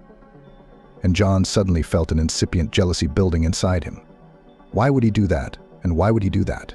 He has a wife. He loves her. What a man of property. Emily was silent, and John was silent. And he kept glancing over at Ashley. He secretly hoped she'd see him. It had been so long since they'd last seen each other. Then John's thoughts turned to Michael. How's he doing? I'd have to ask Ashley about that, he thought. Who's that? Ashley, Emily suddenly asked him. John pretended as if he didn't understand where she'd seen her or who she was talking about. It's not Ashley. You must be imagining it, John said for some reason. But Emily persisted and soon called Ashley's name. She turned around and waved at them with a big smile. Come here, Emily shouted to her. John, whose memory of kissing her was still fresh in his mind, got a little nervous, froze on the bench, and began to adjust his shirt. Ashley stepped closer to them, and Emily greeted her. Strangely enough, she acted perfectly calm, as if there was nothing between her and John at all. The man even thought for a moment that he might have been taking something too seriously that wasn't really worth worrying about at all. How are you doing? Tell me, how's Michael? Emily asked. Ashley was eager to talk about what was going on, about her life. You know, Michael is doing well. He's learning. He's getting new knowledge. He likes everything. He promised to send me a picture, but he can't send it. He says he has no time, she said through laughter. Well done, boy. It's always been his dream, said Emily. I'm happy for him, too, Ashley said. Then she turned her gaze to John and looked him straight in the eye. He felt like she was seducing him right now with her pretty face. He felt his cheeks begin to burn, and he glanced furtively at Emily's wife. He tried to see if she suspected anything, but all his fears were in vain. Emily had her full attention on Ashley, who was a breath of fresh air to her. Yes, she lacked female companionship, and she needed the support of a woman. She even suggested to Ashley that they get together sometime to sit in a cafe. She said she'd be glad to, but she'd have to pick a free day. They talked for a while, and then Ashley said she had to go. John and Emily headed home as well. Evening had fallen. A cool air was descending on the town. It was pleasantly soothing and drowsy, making them want to go home and crawl under the warm blankets. That night, John couldn't sleep again. Thoughts of this girl, who was much braver than he had thought, would not leave him. The next day, when his workday was over and he was heading to his car, he heard a familiar hello. John stopped, looked in the direction the voice had come from, and was pleasantly surprised. But it really was Ashley in front of him. She was standing, leaning against her car. She was, as she always was, in a frilly pantsuit, slacks, and a blazer with a low-cut tank top underneath. She looked stylish and eye-catching. John looked around to make sure no one could see him. Then he slowly approached the girl, stood in front of her, and looked at her sharp chin, which she lifted up at that moment, presenting her thin, smooth neck to him. John was ready to put his lips to her soft skin right now, but he held himself back on purpose, realizing that it wasn't the right thing to do. "Should I give you a ride?" she asked, knowing the answer in advance. "I'd be willing to go to the end of the world with a nice driver," John answered her. The scent of her perfume reached his nostrils, and he reached for it. He almost touched her cheek, but Ashley dodged him. "Jump in the car, baby," she said rather defiantly. It made her future traveling companion even more excited. John was fully aware that his beloved wife was waiting for him at home. But he was drawn to this woman like a magnet. He literally couldn't help himself. She was truly full of life, full of passion and feelings that make us live and feel that we are alive. John didn't want to think about anything else that day. He wanted to savor the moment. He and Ashley went to the waterfront, where they spent a pleasant evening. The weather was surprisingly warm. It was wonderful to be outdoors. Ashley was having fun, laughing. Her laughter sounded so resonant, and it made John feel different from Emily, who had been feeling more and more depressed and sad lately. She took off her shoes and began to stroll down to the shore, each time gracefully drawing a line with her foot. John walked a little farther along, admiring her dance steps. Then she threw off her jacket, exposing her beautiful shoulders, and began to move them so sweetly and tantalizingly, as if she were deliberately teasing John. Finally, their walk ended, and they both ended up at the apartment where she lived with Michael. As soon as they entered, John pounced on Ashley and pinned her against the wall, running his fingers down her neck, traveling lower. Ashley waited for him to make the first move. The feelings overwhelmed them both. Trying to stop was futile. There seemed to be nothing better than the present moment. John was happy to drown in this passion, in these emotions, to inhale the scent of her skin, her hair, to touch her body and feel himself the happiest man in the world. After this encounter, filled with madness, John could no longer live as before. He began to look at his once beloved wife in a completely different way. She made breakfast and put it on the table. Emily refused to eat breakfast, citing a lack of appetite and a headache. If John had known how to help her, he would have done so. But the only thing he could do was to get his wife to see another doctor, who would get her back on her feet in no time, and they would forget about the constant apathy and lack of energy. That afternoon, John ate breakfast alone. Emily poured tea into a mug and went to her room. Her husband ate breakfast alone, but strangely enough, that's what he wanted now, to be alone with the memories of the woman who had colored his last night. After breakfast, John asked if Emily needed anything. "No, dear, thank you. I have everything." "You don't have to worry," she replied as she turned another page of the book she had spent most of her life in. The next time John met with Ashley, he unwittingly told her about what was going on in his family. She caught his pensive look and asked what was wrong. John replied that he was concerned about his wife's condition. "Yes, I've noticed too that Emily is a bit immersed in herself." "Is something troubling her?" Ashley asked so thoughtfully. Her voice was calm and gentle, and John decided to tell her everything. Ashley listened to him carefully and then said, "Yes, it's hard to live with a depressed person. Not only does he himself not know how to deal with it, he also surrounds his loved ones with the same mood." John said he himself began to feel a lack of desire to do anything. "I used to always be in a good mood, going to work, trying to do something for the family, to earn more, to fulfill the plan, or to get home faster. But now it's like I'm losing the point of it. I feel like Emily and I have become very distant from each other. So what? She's not interested in me anymore. I feel like I can't help her. The only thing I can do is find a good doctor to get her out of this state of perpetual apathy and depression." Ashley was smoking a cigarette at this time. John was sitting on the edge of the bed, his legs covered by the blanket. Ashley lowered herself to the floor and held out the cigarette to him. Emily took a deep drag on the cigarette. You could hear the tobacco crackling as it burned. "You know, I have a good doctor," Ashley said in a confident voice. "He pulled my best friend out of a similar condition once. He knows what he's talking about." Her confident tone cheered John up a little. He even felt a little relieved at the thought of being able to help Emily. "I'll talk to him, and then I'll let you know when you and Emily can come see him," the brunette said, and took another drag on her cigarette. John looked at Ashley and envied his brother a little, because he had gotten the girl.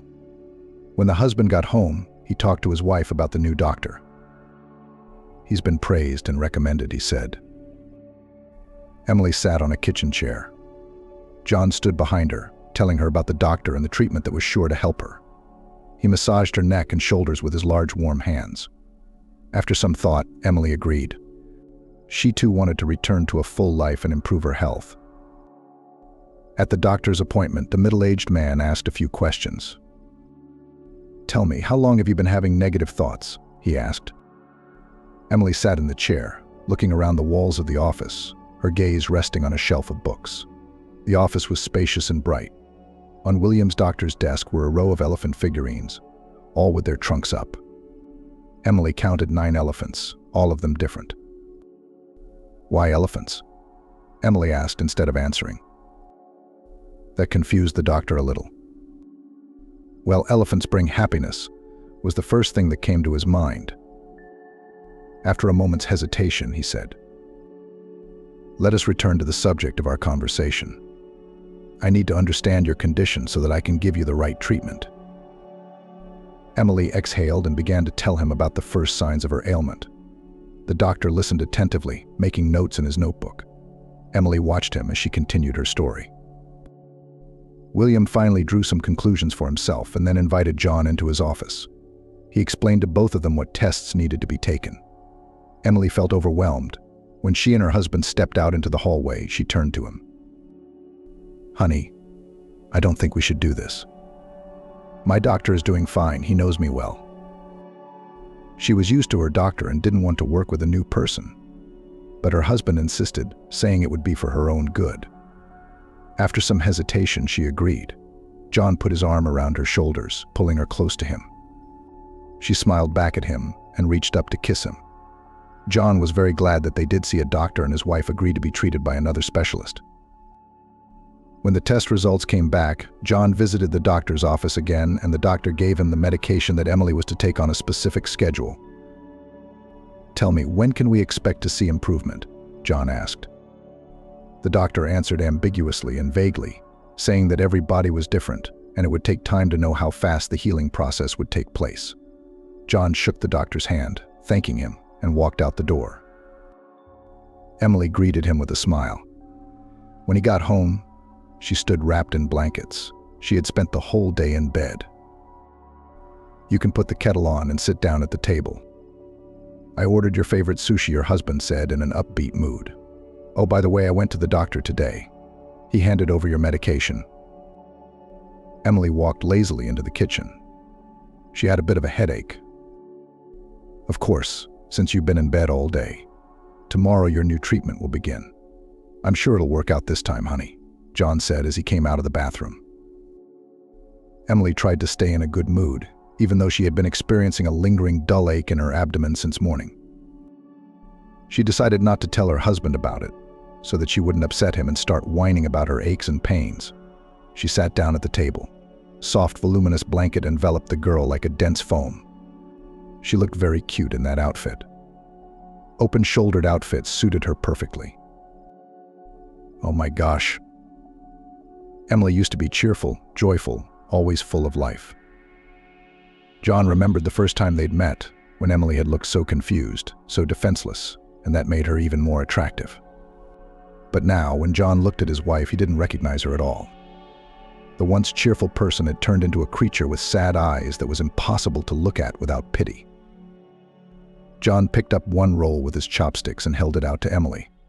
She laughed, but ate it. Their modest family dinner passed in silence, and then they went to bed.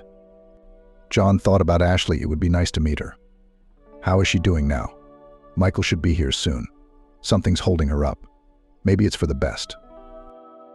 John looked at his wife. She was lying on her back with her head turned to the left, sleeping soundly. John ran his hand over her shoulder, then turned to his right side and fell asleep.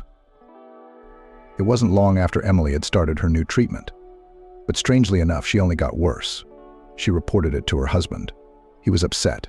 They put his wife in the hospital. "I'm so worried that something might happen to her," John said when he met up with Ashley again.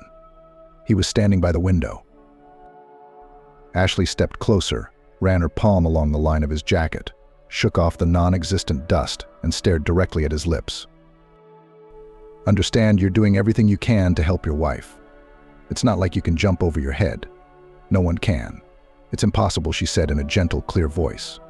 "So stop torturing yourself in vain and let yourself rest after all." She looked into John's eyes, and he believed her, pressed his lips to hers, felt the tenderness of her lips, and sank as if in weightlessness. Ashley pulled off his jacket and slowly began to undo the buttons of his shirt.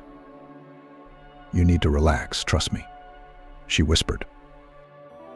It seemed to John that Ashley was right, and there was nothing wrong with him spending another night with her. After all, Ashley had helped him, supported him through everything, even found his wife's doctor.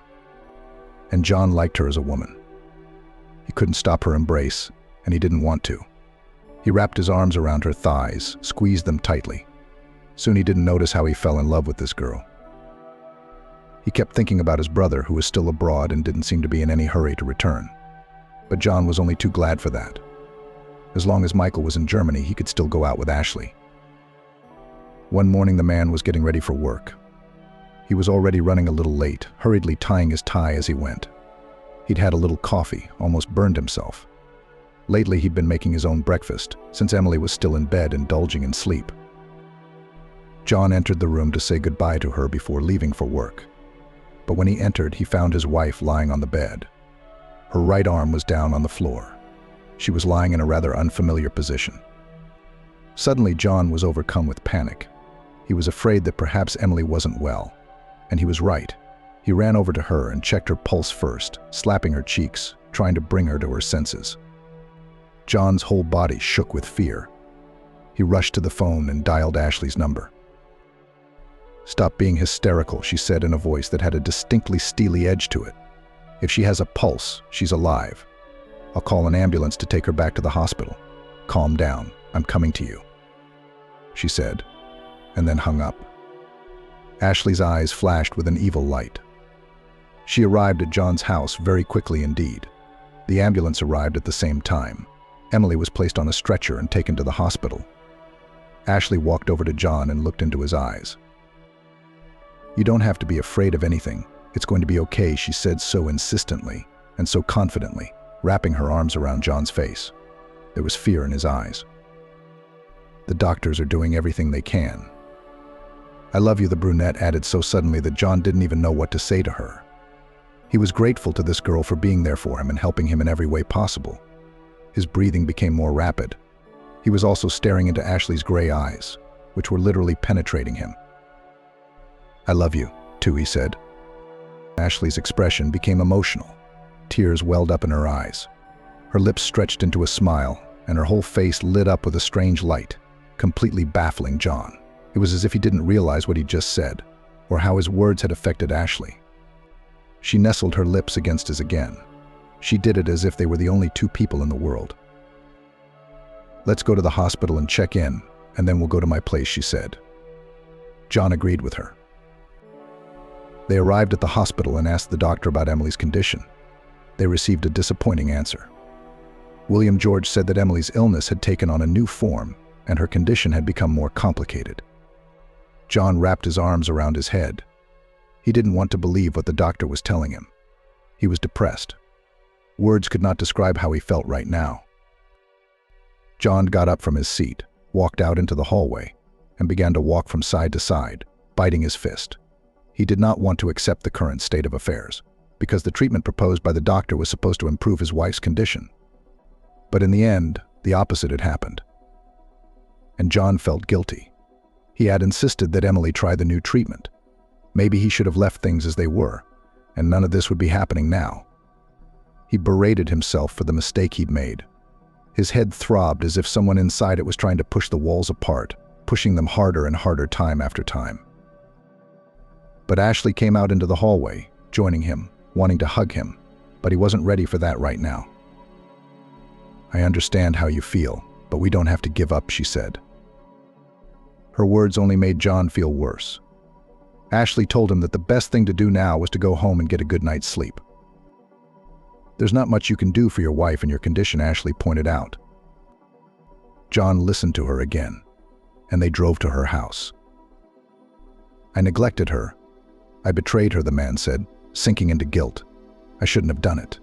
There's nothing I can do now. What a fool I am. What an idiot. She really loves me.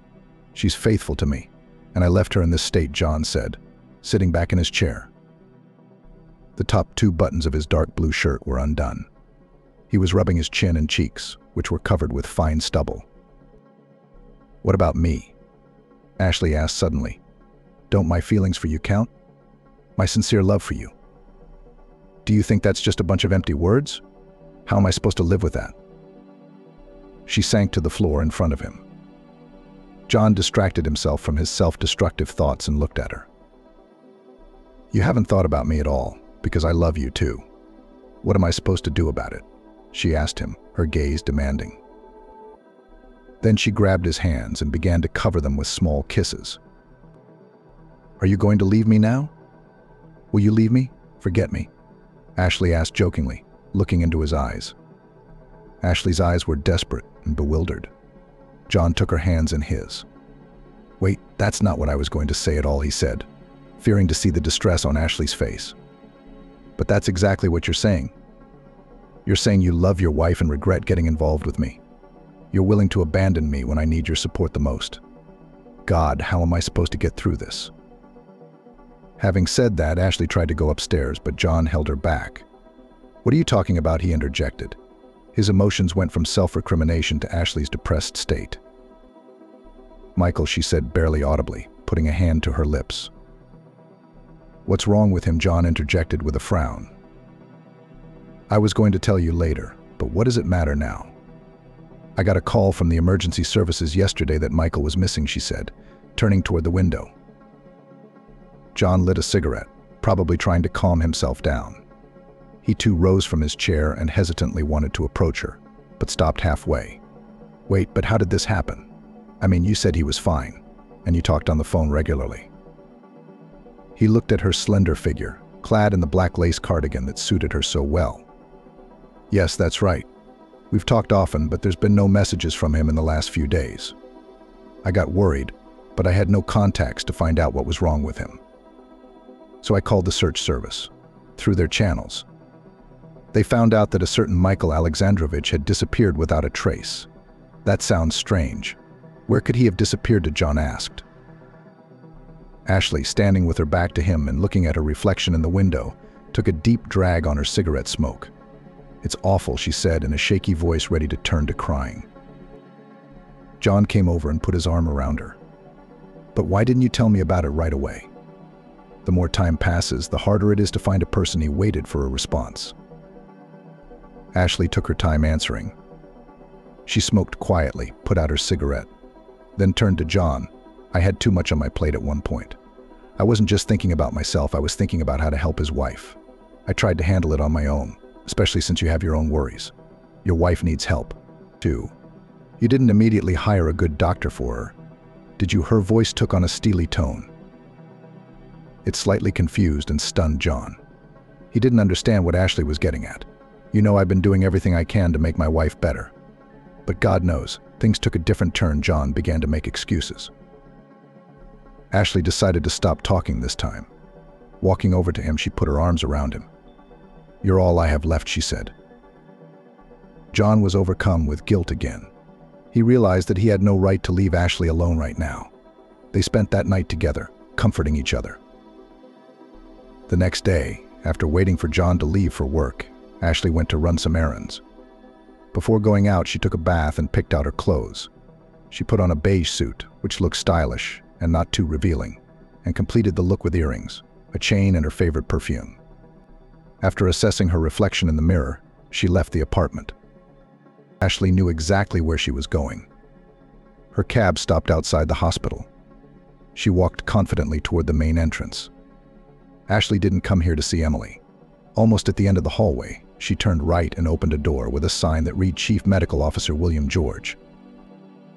"Oh, you, my dear. It's good to see you," he said, rising from his chair. It seemed he and Ashley had been acquainted for a long time and knew each other quite well. They exchanged welcoming kisses. "You look lovely," as always, the doctor commented on his guest's appearance. "I came to tell you that it's time for us to speed up the process. Don't you think so?" she asked the doctor. He spat in his chair, put his foot on his leg, and put his hands on the armrests. Definitely felt like a king. "Yeah, what do you suggest?" William George said playfully, taking out 2 small glasses and a bottle of white wine from the minibar. He poured just a little into the glasses and held one out to Ashley. "Let's at least drink to our meeting. It's so rare to see you anymore. I miss these moments," he said. Ashley looked at him and took a deep breath without answering. She remembered how he'd picked her up on the street when she was very young, given her shelter and food. Never tried to keep her close to him, but Ashley realized herself that she needed to stay close to him now. And only when she felt her own strength, expressed her desire to live independently and separately from him, she rented her own apartment and began to live again. Except she didn't know how to live any other way. Thanks to William George, she learned to seduce men, to fall in love with them, and then, having obtained the desired result, to part with them coldly and ruthlessly. The worst of it was that this man could give her everything but true love. Ashley, who had lived with him for 4 years, could not get rid of her consumerist attitude toward men. And now that she was on her own, she'd met them time after time and used them. They were all different, each good in his own way, young, interesting, promising, just the kind of men this girl needed. She got to know them, fell in love with them, took what interested her, and then parted. This went on countless times, and there was no way this girl could stop. She did not know how to live differently, because she knew how to behave with the opposite sex only like this. Unfortunately, she was too uptight and closed to be real to them, and so she was only able to communicate with them superficially for her own benefit. Ashley was far from stupid and had caught herself thinking that more than once. But she was unable to change her behavior. It was more difficult than she had imagined. But despite this, there was always one person in her life to whom she could return at any moment, from whom she could ask for help, and who could take pity on her. That was William George, and this time she had come to ask for his help again. She needed to speed things up, for she could not wait long enough to avoid arousing unnecessary suspicion. "I need your help again," Ashley said, clutching the thin-stemmed glass in her hand. "What are you talking about?" The doctor asked her again. "You know what I mean," she replied.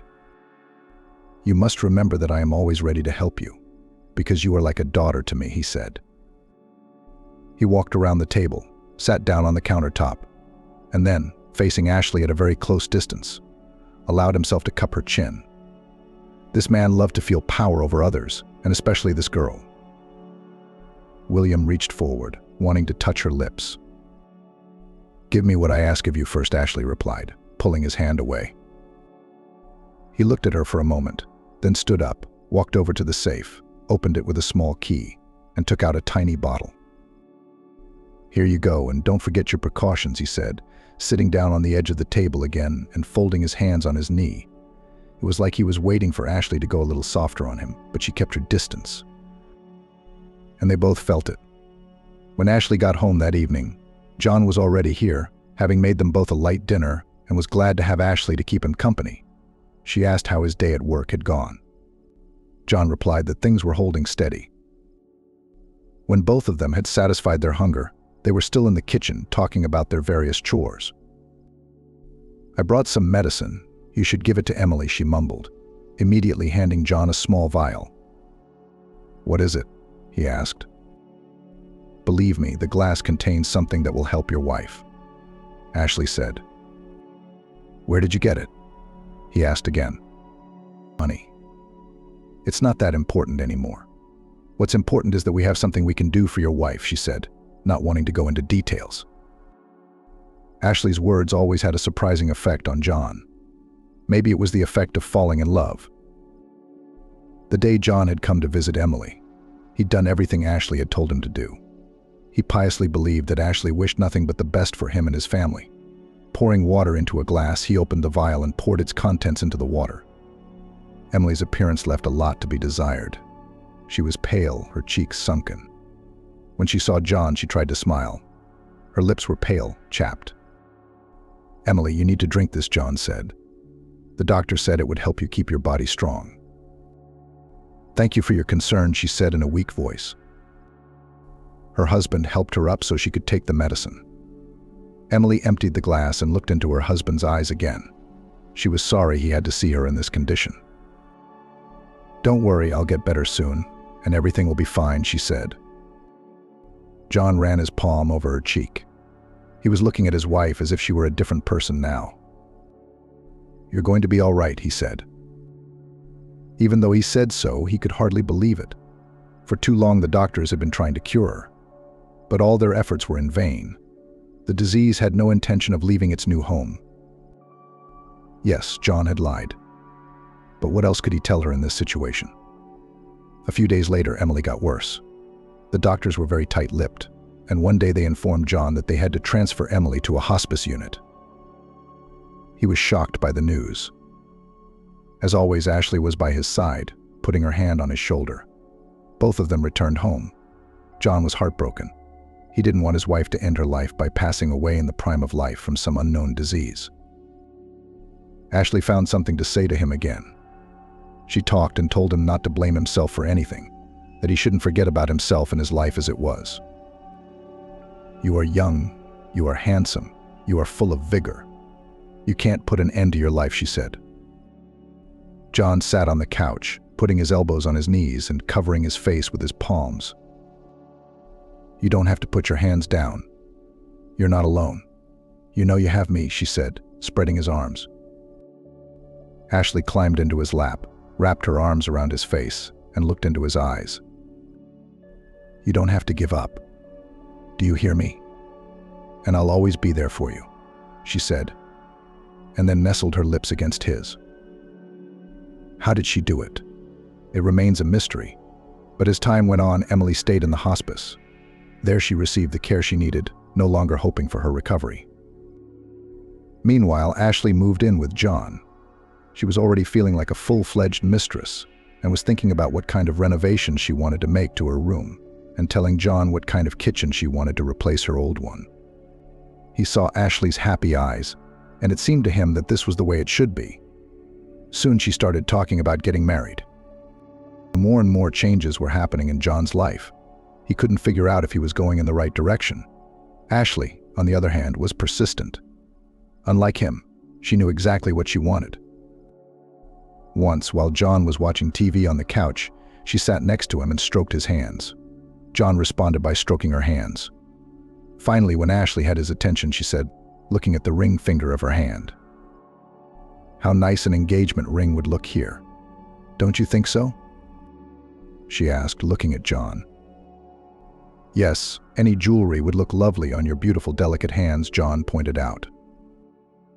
"No, you don't understand.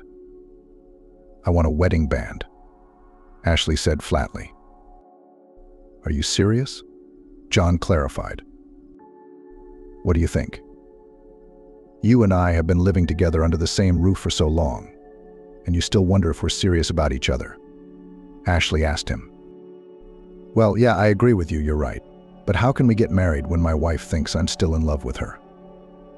John suddenly objected. Ashley looked at him reproachfully.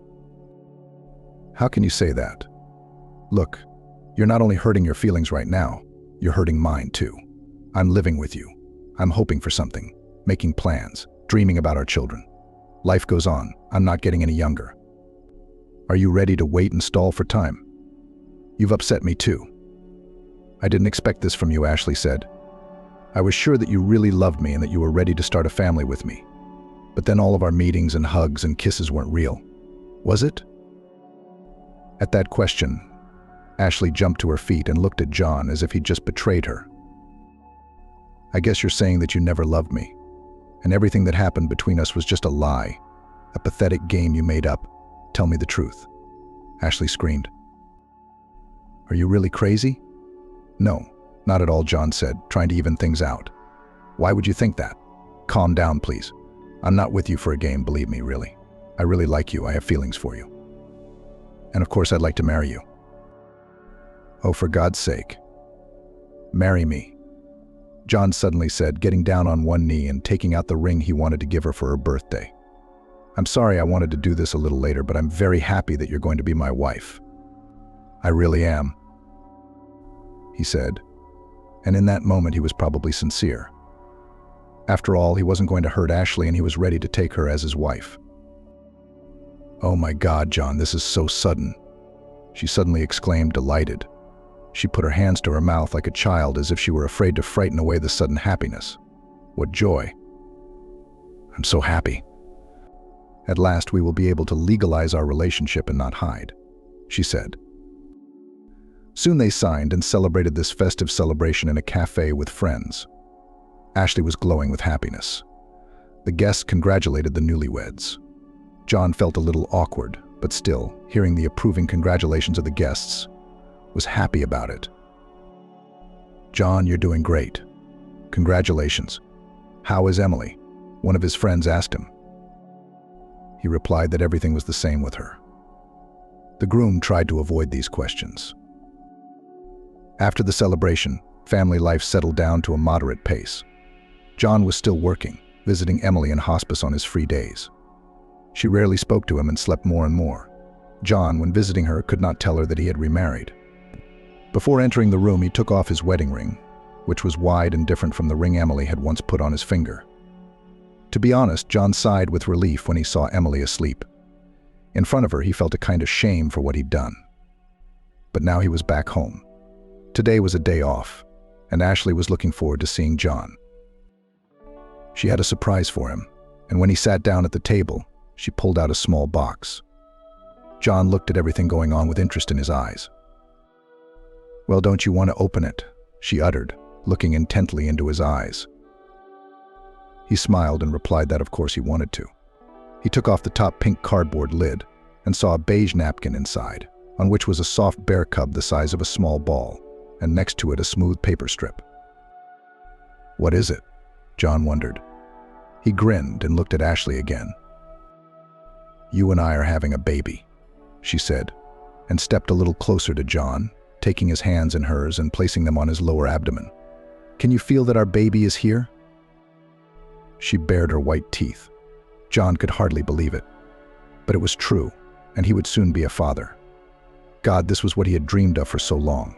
With Emily, they'd tried to have kids, but it hadn't worked out. But with Ashley, it was different. He was about to become a father. Ashley walked down the hallway past John's office. It was a small cubbyhole where he used to crawl in alone, thinking about something or talking on the phone. The door was ajar, and Ashley saw him. He was sitting at the table. He had a rather pensive look on his face. His eyes were staring straight ahead. John was definitely not here right now. He held a glass of whiskey in his left hand, squeezed the right corner of his mouth, then emptied the glass. John was distracted from his heavy musings by Ashley, who had just entered the office. Catching her husband's gaze, she smiled. He pulled a smile onto his face as well. He didn't want her to see him sad for anyone. And he had someone to be sad about. He thought of Emily, of leaving her, of stopping fighting with her, and it made him feel hard. "Honey, could you give me a few minutes?" Ashley spoke. She was holding some paperwork. "I had a checkup at the doctor's office. We want the baby to be born healthy, right?" She fixed John's hair. "Of course, my love," her husband answered her, closing his eyes. "You know, I put your name as my proxy. Sign here, please." She whispered in a soft voice. John, without a second thought, took the pen and, without reading anything, signed his name in the lower right-hand corner. "Thank you, my good man." Ashley leaned over to kiss him. "Are you going to bed or are you going to stay here a while?" she asked, tucking the papers behind her back. He replied that he would stay a little longer and he would join her in bed. "I'm waiting for you," the mother to be added and left for her room. Ashley put the papers in her bag, then undressed and lay in bed. Her eyes were open, she wasn't going to sleep. She waited for John to come in, but he was in no hurry. He poured the whiskey again, emptied the glass again. He was not feeling well, to say the least. It would seem a happy new wife, a child in the future. But no peace of mind. And he knew it very well himself. He thought about his ex-wife and how she had stopped recognizing him. She'd gotten really bad. John tried to think about the present, about what he had now, but his thoughts kept coming back to Emily. While he was enjoying his new family life, she was slowly fading away, day by day. The next morning, a young doctor entered Emily's room. He was taller than average, had blonde hair and an equally blonde, close-cropped beard. He had started working at the hospice only a week ago. Before that, he had worked in a neighboring town in a polyclinic. However, writing his doctoral thesis forced him to transfer to the hospice for necessary observations. This young doctor naturally had an inquisitive mind. Moreover, he was very quick and qualitative in this direction, from which he was quickly liked by the entire medical staff. The doctor carefully examined the patient, wrote something down in his notebook. His eyes were focused. He glanced again at the patient, whose face had a horrible hue. Vaguely, he recalled how they were taught what to do in cases like this. A line below it, he wrote down the tests he intended to take from this woman. I was about to leave when suddenly I heard a very soft voice.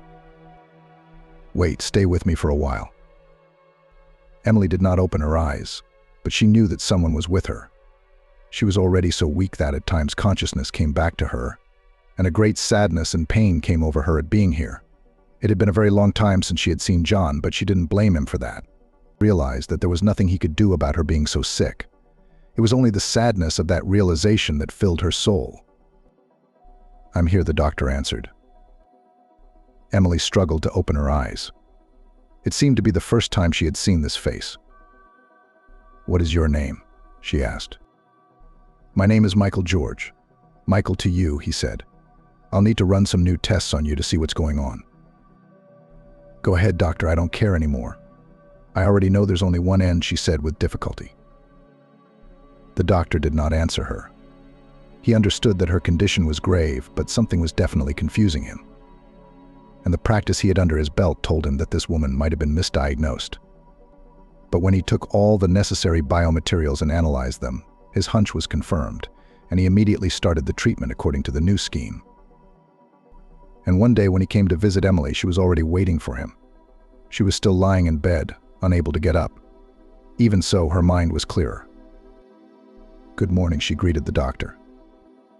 He answered her in the same way. His lips turned up in a smile. "You're in a good mood, I see," he asked as he came closer.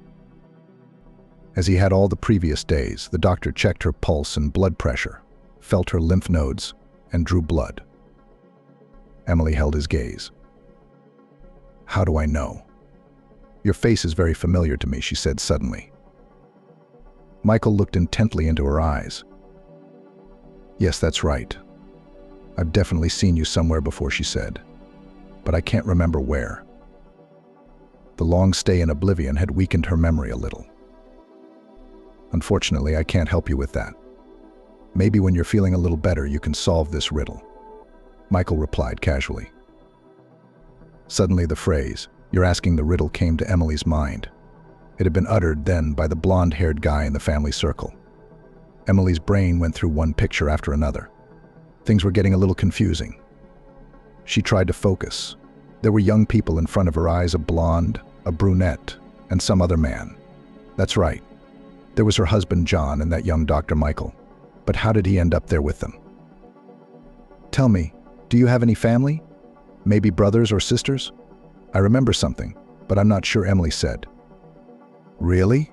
What is it?" Michael grinned. Emily strained again to try to recreate the picture better. But alas. "I have to admit, I'm the one who had the misfortune to lose his memory," Michael said. That left Emily stunned. "What do you mean, lost your memory?" she questioned. Michael wanted to tell her, but at that moment a nurse entered the room and called out to him. "We'll talk about this later, okay?" Michael said, distracted. "Yes, of course," Emily said, smiling at him. The nurse who had called Michael looked at Emily strangely and closed the door without saying anything. The nurse told Michael to go to the head doctor's office. Michael knocked on the office, and after answering, he entered. "Have a seat, Michael," said the chief physician. His name was Ben Anderson. "Yesterday I wanted to ask about a patient named Emily Johnson." He looked at the doctor carefully. "I must say, you've made great strides. And as cynical as it sounds, I'm glad you lost your memory." Once Ben laughed and prepared to listen to Michael's answer. "Yes, sometimes we don't know where fate will take us," he answered. "But what I'm wondering is, under what circumstances did this woman come to our hospice? Didn't the other doctors find the real cause of her illness? The strange thing is that the mobility of red blood cells, which had been reduced, became normal again, and the shape began to return to its original form. You, Ben, as a specialist with vast experience, you know that this occurs only in 2 cases.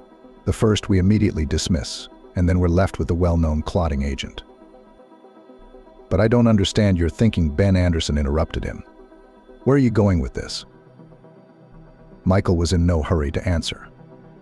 Something told him it was too early to say it out loud. Michael carefully monitored Emily and visited her every day. Despite the serious condition from which she had recovered and stabilized, she was still a person who loved life and had a kind heart toward people. "Tell me, why doesn't anyone visit you?" he once asked. When he said it, Michael regretted it. His words might have hurt her. She thought for a moment and replied that she didn't know why. "I guess it's too hard for my husband to see me like this. Frankly, I've lost track of time. I can't tell you the last time he was here. Maybe a week ago, maybe a month. But I don't blame him. John was with me every day before I got here. He did everything he could to help me. I'm grateful for that. After all, if I hadn't gotten here, I wouldn't have met you, and my recovery wouldn't have begun. And yet your face looks familiar to me," she repeated, scrutinizing Michael. He squinted, as if trying to see something that had come to him. "As you said, your husband's name is John?" he asked, and seemed to sink further into the past, recognizing himself anew. She nodded, adding that John had a brother. After saying the last word, Emily fell silent. Finally, they looked into each other's faces. It seemed as if something important was about to be revealed. But the door to the room opened again, and Michael was urgently invited into the next room. Emily was left with the persistent feeling that she knew this man for sure and had seen him before. Eventually, she came to the conclusion that this young doctor just looked a lot like Michael, her husband's brother. Same blonde hair, and even his facial expressions were similar, but something was still different. And so far, Emily couldn't figure out exactly what it was that made her think that. On one hand, she seemed to be socializing with Michael, but on the other hand, looking at his face, he was very different from the Michael she had once known. Time went by and Emily was getting better and better each day. Emily could feel new strength literally being added to her. She could feel the blood in her veins developing throughout her body and filling it with warmth. She felt again that she could start doing something next time. When Michael came to see her, she asked him if he could purchase some thread and a hook for her. She had wanted to crochet a backpack for herself for a long time, but had put it off every time. Now she felt that she could crochet it in just a couple of days, and she wanted to make it happen. "Look, you're almost completely healthy," her doctor said. And it was true. She had even been moved to another ward because she no longer fit the parameters of a hopelessly ill person. "Don't you want to call your husband? After all, you are no longer without strength. You can talk to him about something," Michael suggested to her. But when he saw Emily's saddened look, he realized that it wasn't that simple. "I called him, but his phone was always out of range. I don't know what to think. Maybe he left town altogether," Emily said, a little confused. "Yeah, that's a little strange. How could a loving husband leave his wife in the hospital and not even be interested in her condition?" Michael asked the question aloud and regretted it again. He realized that this topic would hurt his ward. "Are you married?" Emily asked him in response. She again stumped him because the doctor could not remember the details of his personal life. That's how memory peculiarities work. Michael remembered the names of medications perfectly and was proficient in various therapies. But simple memories from everyday life could not be uncovered. And then Michael had an idea. He asked if Emily remembered the address of the house, and Emily clearly replied that yes, of course she did. Michael then suggested that they go to her house together so that she could visit her husband and find out why he had disappeared from her sight. Emily liked the idea very much.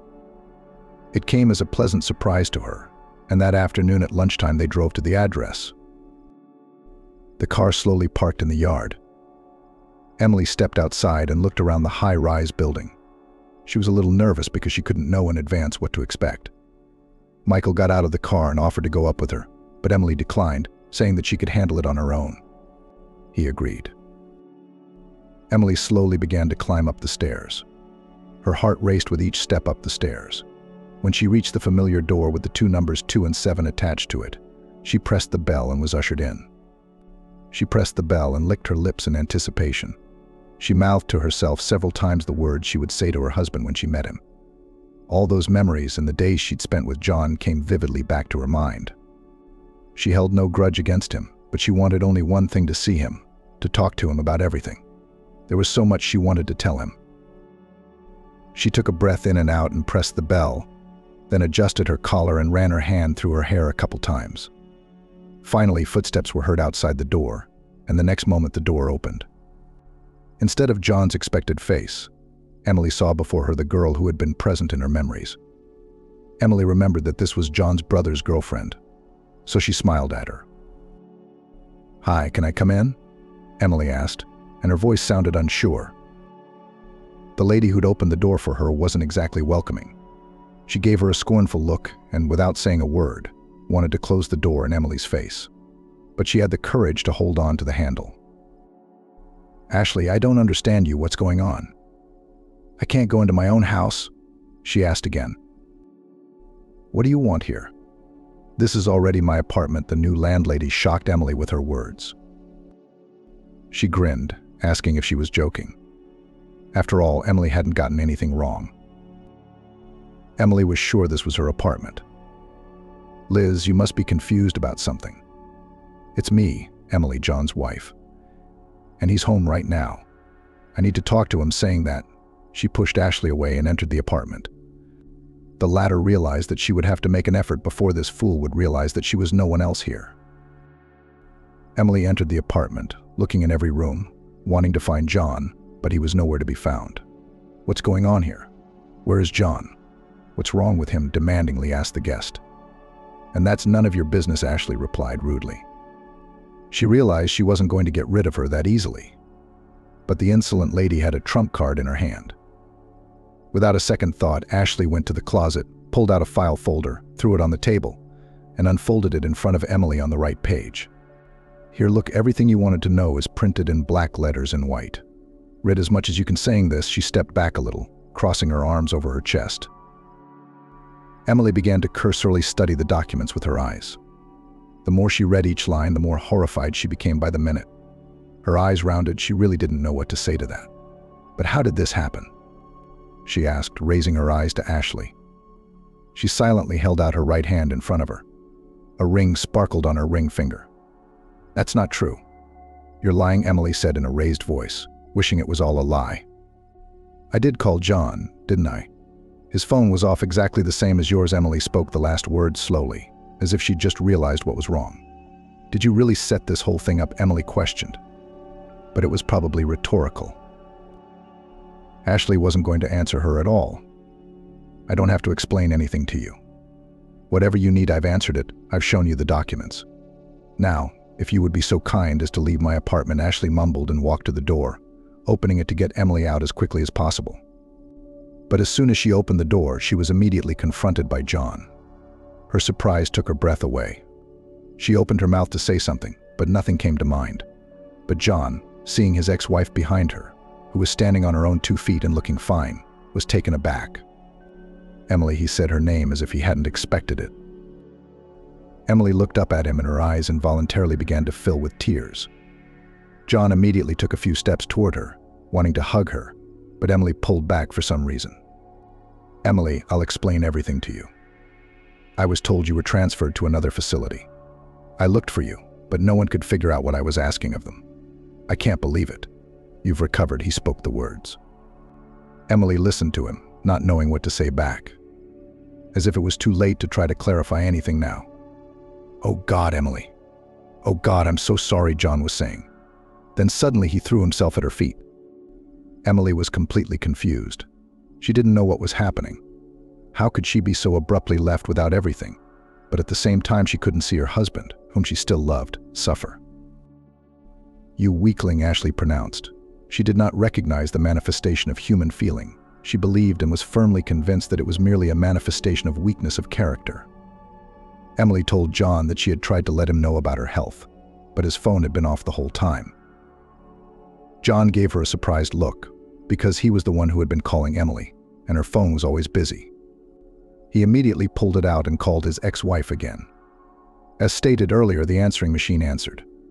John then went into his phone settings and discovered that someone had blacklisted Emily's phone and had also set a call barring on that number.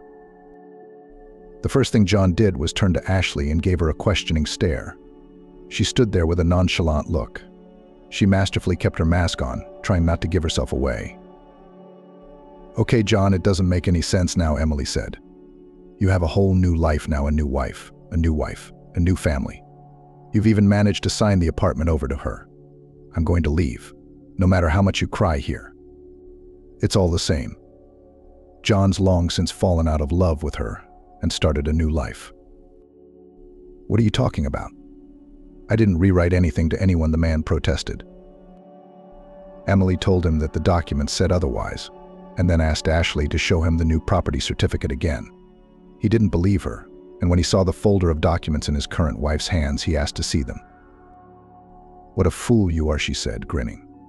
This surprised John even more, who had never seen Ashley in such a role before. "Here. You can watch as long as you want, can't you?"